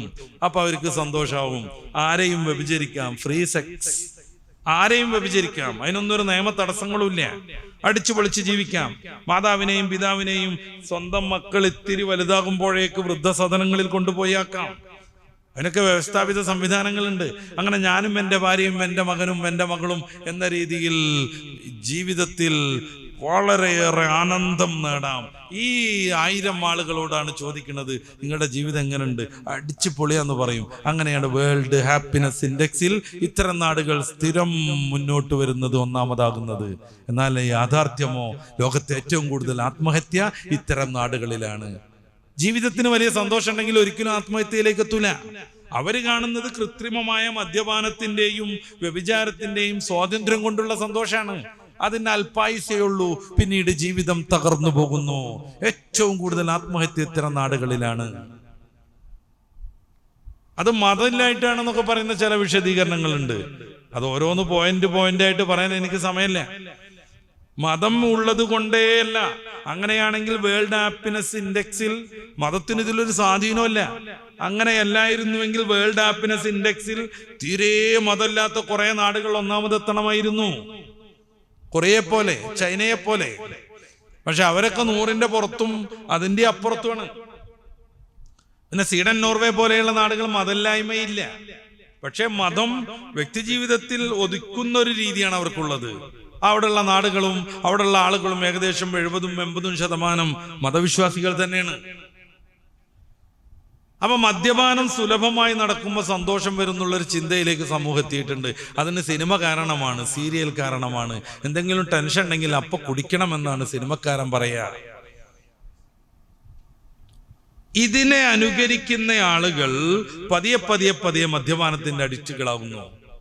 ഇതന്നെയാണ് ഈ വേഷത്തിന്റെ വിഷയത്തിലൊക്കെ. ഏതെങ്കിലും ഒരു സിനിമക്കാരൻ അല്ലെങ്കിൽ ഇഷ്ടമുള്ള ഒരു ചങ്ങാതി, അത് ഏത് രീതിയിലും ആകാം. പന്തളിക്കാരനാകാം, അല്ലെങ്കിൽ ക്രിക്കറ്റ് കളിക്കാരനാവാം. ഈ പന്തളിക്കാരൊക്കെ അവരുടെ ഈ മുടി പലജാത രീതിയിൽ ശ്രദ്ധിക്കപ്പെടാൻ വേണ്ടിയിട്ട് ഇങ്ങനെ പല രൂപത്തിലാക്കി മാറ്റുമ്പോൾ അവരിഷ്ടമുള്ളവർ മൊത്തം ആ രീതിയിലേക്ക് മാറുന്നു. ഏതെങ്കിലും ഒരു വൃത്തികെട്ട സിനിമക്കാരൻ അവന് പറ്റും വിധത്തിൽ വൃത്തികെട്ട വേഷം ധരിക്കുമ്പോൾ അവൻ ചിലപ്പോൾ ആ ഒരു സിനിമയ്ക്ക് വേണ്ടി മാത്രമായിരിക്കും അവർ ധരിക്കുക. പക്ഷെ ഇത് ആഘോഷിക്കുന്ന ആളുകൾ പിന്നെ ജീവിതത്തിൽ ഉടനീളം ആ ഒരു ഡ്രസ് കോഡ് സ്വീകരിക്കുന്നു. ജീവിതത്തിൽ ഉടനീളം അവർ ആ ഡ്രസ്സ് സ്വീകരിക്കുന്നു.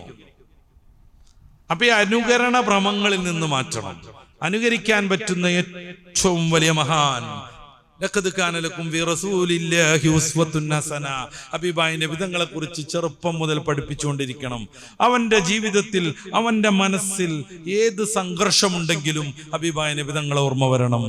നബിതങ്ങളാവണം അവന്റെ ഹീറോ. അതാ കുട്ടിയെ ചെറുപ്പം മുതൽ വിശ്വാസകാര്യത്തിലൂടെ കൊണ്ടുപോകണം എന്ന് ഞാൻ പറയുന്നത്. അതല്ലാതെ കുട്ടികളെ ധാർമ്മികതയിൽ പിടിച്ചു നിർത്താൻ വേറെ മാർഗങ്ങളില്ല. സിനിമ കാണേണ്ടത് കുട്ടികളുടെ ഒരു ആവശ്യമാണെന്ന് സ്കൂളിൽ നിന്ന് പോലും പഠിപ്പിച്ചുകൊണ്ടിരിക്കുന്നു. അധ്യാപകർ ചോദിക്കുന്നു, ഇന്ന സിനിമ കണ്ടോന്ന്. അവർ ഉദാഹരണം പറയുന്നു, ഇന്ന സിനിമയിലെ ഡാഷ് പറഞ്ഞതുപോലെ എന്ന്. ഇതൊന്നും പരിചയമില്ലാത്ത കുട്ടി ഞാൻ ഒറ്റപ്പെട്ടു പോകുന്നു എന്ന് ആശങ്കപ്പെടുന്നു. ഞാൻ ഈ കാലത്ത് ജീവിക്കേണ്ടതല്ലെന്ന് ആ കുട്ടിക്ക് സ്വയം തോന്നി തുടങ്ങുന്നു. കാരണം ഇവർ പറയുന്ന കഥകളും ലോകങ്ങളൊന്നും എനിക്കറിയില്ല. ഇതൊരു ദോഷകരമായ സംഗതിയായിട്ട് സമൂഹം മനസ്സിലാക്കുന്നില്ല. പക്ഷേ കേരളത്തിൽ ഒരു സിനിമ ഇറങ്ങിയതിന് ശേഷം നടന്ന നിരവധിയായ കൊലപാതകങ്ങളിൽ ഈ അടുത്തു പോലും ആ റിപ്പോർട്ട് വന്നിട്ടുണ്ട്. ആ സിനിമയുടെ സ്വാധീനം മുഴച്ചു നിൽക്കുന്നു. എങ്ങനെ കൊന്നാലാണ് പോലീസ് പിടിക്കാതിരിക്കുകയെന്ന്, കൊന്നു കഴിഞ്ഞാൽ ആ മൃതദേഹം പോലീസ് പിടിക്കാതെ എങ്ങനെ സംസ്കരിക്കണമെന്ന് ആ സിനിമ കേരളക്കാരെ പഠിപ്പിച്ചു. അതുകൊണ്ട് പിന്നീട് നടന്ന നിരവധിയായ കൊലപാതകങ്ങളിൽ അതുണ്ടായി.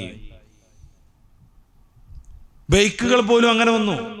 ഏതോ ഒരു സിനിമക്കാരൻ ബൈക്കിന്റെ ഒരു പ്രൊട്ടക്ടർ എന്ന് പറയുന്ന ഒരു സാധനം ഉണ്ട്. ബൈക്കിന്റെ 2 സൈഡുക്കും ഇങ്ങനെ വളഞ്ഞു നിൽക്കുന്ന ഒരു കമ്പി, ബലമുള്ള കമ്പി. ബൈക്ക് വീഴുമ്പോൾ കാലിൽ ആ ഭാരം വന്ന് കാല് പൊട്ടാതിരിക്കാനാണത്. അതിമ തടഞ്ഞ് ബൈക്ക് നിൽക്കും, കാല് സേഫാകും. ഏതോ ഒരു സിനിമക്കാരൻ അത് ഒഴിവാക്കിയിട്ടുള്ള ബൈക്ക് ഇറക്കി. പിന്നീട് കേരളത്തിലൊക്കെ മൊത്തം ബൈക്കുകളുടെ ആ സാധനം പറിച്ചു കളഞ്ഞു. ഏതോ ഒരു ഭ്രാന്തൻ സിനിമക്കാരന് ബൈക്കിൽ കണ്ണാടി വേണ്ട എന്ന് തോന്നി, അതോടെ അതൊഴിവാക്കി. പിന്നെ കേരളത്തിലെ മൊത്തം ഫ്രീക്കന്മാരുടെ ബൈക്കിൽ നിന്നും കണ്ണാടി പോയി. ജംഗ്ഷനൊക്കെ എത്തുമ്പോ അവരിങ്ങനെ തിരിഞ്ഞു നോക്കണം, അങ്ങോട്ട് എടുക്കുമ്പോൾ വേറെ വല്ലതും വരുന്നുണ്ടോ. അപ്പോഴേക്ക് ഇവിടുന്ന് കയറിയിട്ടുള്ള അപകടങ്ങൾ വർദ്ധിച്ചു വന്നു. അങ്ങോട്ട് തിരിയണം, അപ്പുറത്തൊന്നും വണ്ടി വരുന്നുണ്ട്. ഞങ്ങളുടെ നാടിനടുത്തുള്ള തിരൂർക്കാട് പോലും അങ്ങനത്തെ ഒരു മാരകമായ ദുരന്തം ഉണ്ടായി. മഞ്ചേരി റോട്ടിലേക്ക് തിരിയാൻ വേണ്ടിയിട്ട് അവിടുന്ന് പെരിന്തൽമണ്ണ റോട്ടിൽ നിന്ന് വണ്ടി വരുന്നുണ്ടോ എന്നിങ്ങനെ തിരിഞ്ഞു നോക്കിയ ഫ്രീക്കനെ ഈ മലപ്പുറം റോട്ടിൽ നിന്ന് വന്ന വണ്ടി കയറിപ്പോയി. ഈ അനുകരണ ഭ്രമം നമ്മൾ ആരെ അനുകരിക്കണം? നമ്മുടെ വല്യപ്പാന്റെ കഥ പറഞ്ഞു കൊടുക്കണം, പൂർവികരുടെ കഥ പറഞ്ഞു കൊടുക്കണം. പണ്ട് രാജാക്കന്മാർക്കൊക്കെ ചില പ്രത്യേക പണ്ഡിതന്മാരുണ്ടായിരുന്നു. എന്തിനാ? അവരുടെ മക്കൾക്കൊക്കെ ധീര വീര സാഹസികന്മാരുടെ കഥ പറഞ്ഞു കൊടുക്കാൻ. അതിലൂടെ വളരുന്ന കുട്ടി ധീരനായിരിക്കും. ധാർമ്മികതയുള്ള കഥ കേൾക്കുന്ന കുട്ടി തീർച്ചയായും ധർമ്മനിഷ്ഠനാകും. നമ്മുടെ ഇന്ത്യയിൽ പിറന്ന് ലോക സാഹിത്യങ്ങളിൽ പരന്ന പഞ്ചതന്ത്രം കഥകളുണ്ട്. അതൊരു രാജാവ് സ്വന്തം മക്കളെ വഴക്ക് പറയാതെ ശിക്ഷ കൊടുക്കാതെ ധാർമ്മികരാക്കാൻ പറ്റുന്ന ഒരു പുസ്തകം രചിക്കണമെന്ന് അന്നത്തെ ഒരു പണ്ഡിതനോട് പറഞ്ഞിട്ട് അദ്ദേഹം വർഷങ്ങളോളം ആലോചിച്ചുണ്ടാക്കിയ ഒരു കഥയാണല്ലോ. അങ്ങനെയാണ്. അതിന്റെ അറബി പതിപ്പിലൊക്കെ ഒരു ബൈദബ എന്ന് കാണും. അല്ലാമ ബൈദബ. ഏതായി ബൈദബ? മഹാപണ്ഡിതൻ ബൈദബ. അത് ബധിരനാരായണ മഹർഷിയാണെന്നാണ് പറയുന്നത്. എന്നുവെച്ചാൽ വ്യാസൻ, മഹാഭാരതമൊക്കെ ഉണ്ടാക്കിയ വ്യാസൻ. ആ കഥ ശരിയാണെങ്കിൽ അത് പിന്നീട് ഒരു പേർഷ്യക്കാരൻ പണ്ഡിതൻ 2 വർഷത്തോളം കഠിനാധ്വാനം ചെയ്ത് ഒളിച്ചു നിന്ന് പല വേഷം കെട്ടി കൊട്ടാരത്തിലെ പണിക്കാരനായി പകർത്തിയെടുത്തു. അത് പേർഷ്യയിലേക്ക് എത്തി, പേർഷ്യനിൽ നിന്ന് അറബിയിലേക്ക് എത്തി, അറബിയിൽ നിന്ന് പിന്നെയും വിവിധങ്ങളായ നാടുകളിലേക്ക് എത്തി, നമ്മുടെ മലയാളത്തിലേക്ക് എത്തി. ഖലീലാവദിംന എന്നുള്ള പേരിൽ. എന്താണ് അതിലുള്ള ആശയം? എന്താണ്? ഖലീലാവദിംന പറഞ്ഞാണ്ട് കുറുക്കന്മാരുടെ പേരാണ്. ഈ കുറുക്കന്മാർ തമ്മിലുള്ള ഒരു ജീവിതമാണത്. അതുവഴി കുട്ടി ധാർമ്മികത പഠിച്ചുകൊണ്ടിരിക്കും. ഞാൻ പറയുന്നത് അതേ മാർഗുള്ളൂ എന്നൊന്നുമല്ല. അന്നുള്ള ആളുകൾ, രാജാക്കന്മാർ അവരുടെ മക്കളെ ധാർമ്മികത പഠിപ്പിക്കാൻ വേണ്ടി ഇങ്ങനെയുള്ള ഹിക്മത്തുകളൊക്കെ സ്വീകരിച്ചു. അവരുടെ മുന്നിൽ വീരനാം വലിയാരുടെ കഥയുണ്ടാവണം. അവരുടെ മുമ്പിൽ സത്യസന്ധതയിൽ ലോകത്തിന് മാതൃകയായ മഹാനായ സിദ്ദീഖുൽ അക്ബർ തങ്ങളുടെ കഥയുണ്ടാവണം. അത് കേട്ട് കേട്ട് കേട്ട് വളരണം. ഉമ്മമാര് പാടുന്ന വളരെയേറെ മനോഹരമായ ചില പാട്ടുകൾ ഉണ്ടായിരുന്നു. അതൊക്കെ കേട്ട് കേട്ട് വളരുന്ന കുട്ടി ചരിത്രം പഠിക്കുന്നു. ഒരു വീരനാം വലിയാരെ കുറിച്ച് അവരുടെ മനസ്സിലുണ്ടാകുന്നു. ഞാൻ അങ്ങനൊന്നും ആയാ പോരെന്നവരുടെ മനസ്സ് തോന്നിക്കൊണ്ടിരിക്കുന്നു. ഇതിൽ നിന്ന് മാറി ചെറുപ്പം മുതൽ ഈ നേരത്തെ പറഞ്ഞ പോലെയുള്ള കുറേ ടീമിനെ കുറിച്ചുള്ള പഠനത്തിലേക്ക് മക്കൾ എത്തിച്ചേരുന്നു. അങ്ങനെ മയക്കുമരുന്നിലേക്ക് എത്തുന്നു. ഇതിന്റെ അടുത്ത രംഗം കൂടി പറഞ്ഞ് ഞാൻ അവസാനിപ്പിക്കാം. എന്താ പ്രശ്നം? മതത്തിലൂടെ പോയാൽ നല്ല ധാർമ്മികനാവേണ്ടി വരും. ഈ കോർഡിനേഷൻ ഒന്നും നടക്കൂല. സംയുക്ത മദ്യപാനം നടക്കൂല. ഒരു സിറിഞ്ചിൽ മയക്കുമരുന്ന് കയറ്റിയിട്ട് എല്ലാവരും കുത്തിവെക്കാൻ കഴിയില്ല. ഏതെങ്കിലും ചൂടാകുന്ന ഒരു പ്രതലത്തിൽ മയക്കുമരുന്ന് വെച്ച് അടിയിൽ തീ കൊടുത്തിട്ട് ഒന്നിച്ചു നിന്നിട്ട് പുക ആസ്വദിച്ച് മയങ്ങാൻ കഴിയില്ല. ചില ഗമ്മുകളൊക്കെ പ്ലാസ്റ്റിക്കിന്റെ ഉറയിലിട്ടിട്ട് ഒരതി ചൂടാക്കി ആ മുഖത്ത് ആ കവറിങ്ങനെ വെച്ച് ഒരു സ്കൂളിലെ ക്ലാസ് റൂമിലെ മൊത്തം കുട്ടികൾക്ക് മയങ്ങാൻ കഴിയില്ല. നമ്മുടെ ജില്ലയിലുണ്ടായൊരു സംഭവമാണ് ഞാനാ പറയണേ. 6 മണിയായിട്ടും സ്കൂളിന്റെ പരിസരത്ത് നിന്ന് കുട്ടികൾ പോകാതെ തിരിഞ്ഞു കളിക്കുന്നത് കണ്ടപ്പോൾ ആരോ ചെന്ന് നോക്കിയപ്പോൾ കുറെ കുട്ടികൾ മയങ്ങിക്കിടക്കുകയാണ്. ഒരു പ്രത്യേകമായ ഗമ്മുണ്ട്, അതിന്റെ പേരെനിക്കറിയാം, തൽക്കാലം ഞാൻ പറയുന്നില്ല. അത് പ്ലാസ്റ്റിക്കിന്റെ കവറിലേക്ക് ഇറ്റിച്ചിട്ട് വരതി ചൂടാക്കി മുഖത്തിങ്ങനെ വെച്ചിട്ടുണ്ടെങ്കിൽ മയങ്ങിപ്പോകും. എന്തിനധികം ചുമക്ക് കുടിക്കുന്ന പല സിറപ്പുകളും മേടിച്ച് ഒന്നിച്ച് കഴിച്ച് മയങ്ങുന്നവരുണ്ട്. കണ്ണ് കലങ്ങും. ആ കണ്ണ് കലങ്ങാത് ആളറിയാതിരിക്കാൻ വേണ്ടി ഐ ഡ്രോപ്സ് അവരുടെ ബാഗിൽ തന്നെ ഉണ്ടാകും. ഇത്തിരിയൊക്കെ തെറിച്ച് പൂർണ്ണമായി നിസ്കരിക്കൊന്നും ചെയ്യാത്ത കുട്ടികൾ നമ്മുടെ ബന്ധത്തിലോ മറ്റോ ഉണ്ടെങ്കിൽ ഇടക്കൊന്ന് ബാഗ് പരിശോധിക്കുക. ചില പ്രത്യേകമായ കാർഡുകൾ കാണും. ഇതെന്തിനാ ഒന്നും അറിയില്ല, വല്ലിപ്പാക്കും വല്യമ്മയ്ക്കും. അത് പറിച്ചെടുത്ത് നാക്കിലൊട്ടിച്ചിട്ടുണ്ടെങ്കിൽ 24 മണിക്കൂർ സ്വപ്ന ലോകത്തായിരിക്കും. ഇങ്ങനെ വഴിവിട്ട ജീവിതത്തിന് മതം തടസ്സമാകുമ്പോ മതവിരുദ്ധതയിലേക്ക് അവർ പോകും. പിന്നെ അവർക്ക് ഏറ്റവും നല്ല ദർശനം യുക്തിവാദമാകും. പിന്നെ അവർക്ക് ന്യൂ എയ്റ്റിസത്തിന്റെ ആളുകളായി മാറും. കാരണം മതത്തിൽ നിന്നാൽ നല്ലോനാവേണ്ടി വരും. താൻ തോന്നിയാവണമെങ്കിൽ മതം മാറണം. പരിശുദ്ധ ഇസ്ലാം സെമിറ്റിക് മതമാണ്. സെമിറ്റിക് മതത്തിന്റെ പൊതു രീതി ദൈവത്തെ വിശ്വസിക്കുന്നു, പ്രവാചകന്മാരെ വിശ്വസിക്കുന്നു, കിതാബിനെ വിശ്വസിക്കുന്നു, നിയന്ത്രണങ്ങൾ പാലിക്കുന്നു, കളം വിട്ട് ചാടാതിരിക്കാൻ ഓരോ മനുഷ്യനും അധ്വാനിച്ചുകൊണ്ടിരിക്കുന്നു. ഇത് പറ്റില്ല ഇത്തരം ഫ്രീക്കന്മാർക്ക്. അവർക്ക് എന്ത് വേണം? വളയം ഭേദിച്ച് ചാടിക്കൊണ്ടിരിക്കണം. അതിന് മതം തടസ്സാകുമ്പോൾ അവർ വിവിധങ്ങളായ യുക്തിവാദ സംഘങ്ങളിൽ പെടുന്നു. പിന്നെ ദൈവത്തെ വിമർശിച്ചുകൊണ്ടിരിക്കുന്നു, പിന്നെ മതത്തെ എതിർത്തുകൊണ്ടിരിക്കുന്നു. മുസ്ലിം പേരുള്ള കുറേയേറെ ആളുകളും ഈ ഒരു താന്തോന്നിത്വത്തിന് വേണ്ടി മതം മാറിയത് നമ്മൾ കാണുന്നു. യുക്തിവാദികളുടെ നേതാവായി വിലസുന്നത് കാണുന്നു. ഹോമോസെക്ഷൽ പരിപാടി അനുവദിക്കണം എന്ന് പറഞ്ഞ് സമരം ചെയ്യുന്നു. പീറ്റർ സിംഗറിന്റെ ദി പ്രാക്ടിക്കൽ എയ്റ്റിസം എന്ന് പറയുന്ന പുസ്തകമുണ്ട്. 4 ഹോഴ്സ്മാൻ എന്ന് പറയുന്ന 4 കുതിരക്കാർ.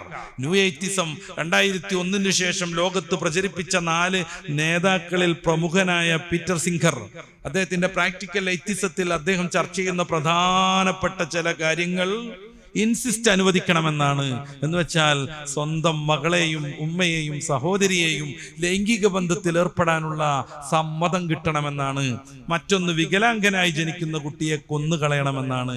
കാരണം പരിണാമത്തിന്റെ ഏറ്റവും പ്രധാനപ്പെട്ട തിയറിയാകുന്ന നാച്ചുറൽ സെലക്ഷൻ, പ്രകൃതി നിർദ്ധാരണം, എതിർപ്പുകളെ അവഗണിച്ച് മുന്നോട്ട് പോകാനുള്ള ശേഷി വികലാംഗ കുട്ടിക്കില്ലാത്തത് കൊണ്ട് അതിനെ കൊന്നുകളയണമെന്നാണ്.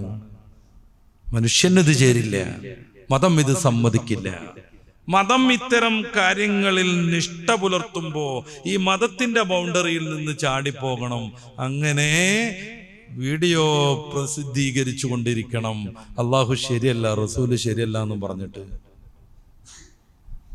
നമ്മുടെ കേരളത്തിലെ പ്രമുഖനായ ഒരു യുക്തിവാദി എന്തിനാണ് അവൻ ഇസ്ലാം വിട്ടത് എന്ന് പറയുന്നുണ്ട്. മാസ്റ്റർബേഷൻ അനുവദിച്ചില്ല എന്നാണ്, സ്വയംഭോഗം അനുവദിച്ചില്ല എന്ന്. അങ്ങനെ ഓരോരുത്തർക്കും തോന്നുന്നത് പോലെ അനുവദിച്ചു കൊടുക്കാനാണോ മതം? ഇത് പടച്ച റബ്ബിന്റെ ദീനാണ്. ഇന്ന ദീന ഇൻദല്ലാഹിൽ ഇസ്ലാം. സൂറത്ത് ആൽ ഇംറാന്റെ 18-ാമത് വചനം. ഇതേ അള്ളാഹു സ്വീകരിക്കുള്ളൂ. അതേ സൂറത്തിന്റെ 85-ാമത് വചനം. വമൻ യുശാഖിഖിർ റസൂൽ മിൻ ബഅദി മാ തബയ്യന ലഹുൽ ഹുദാ.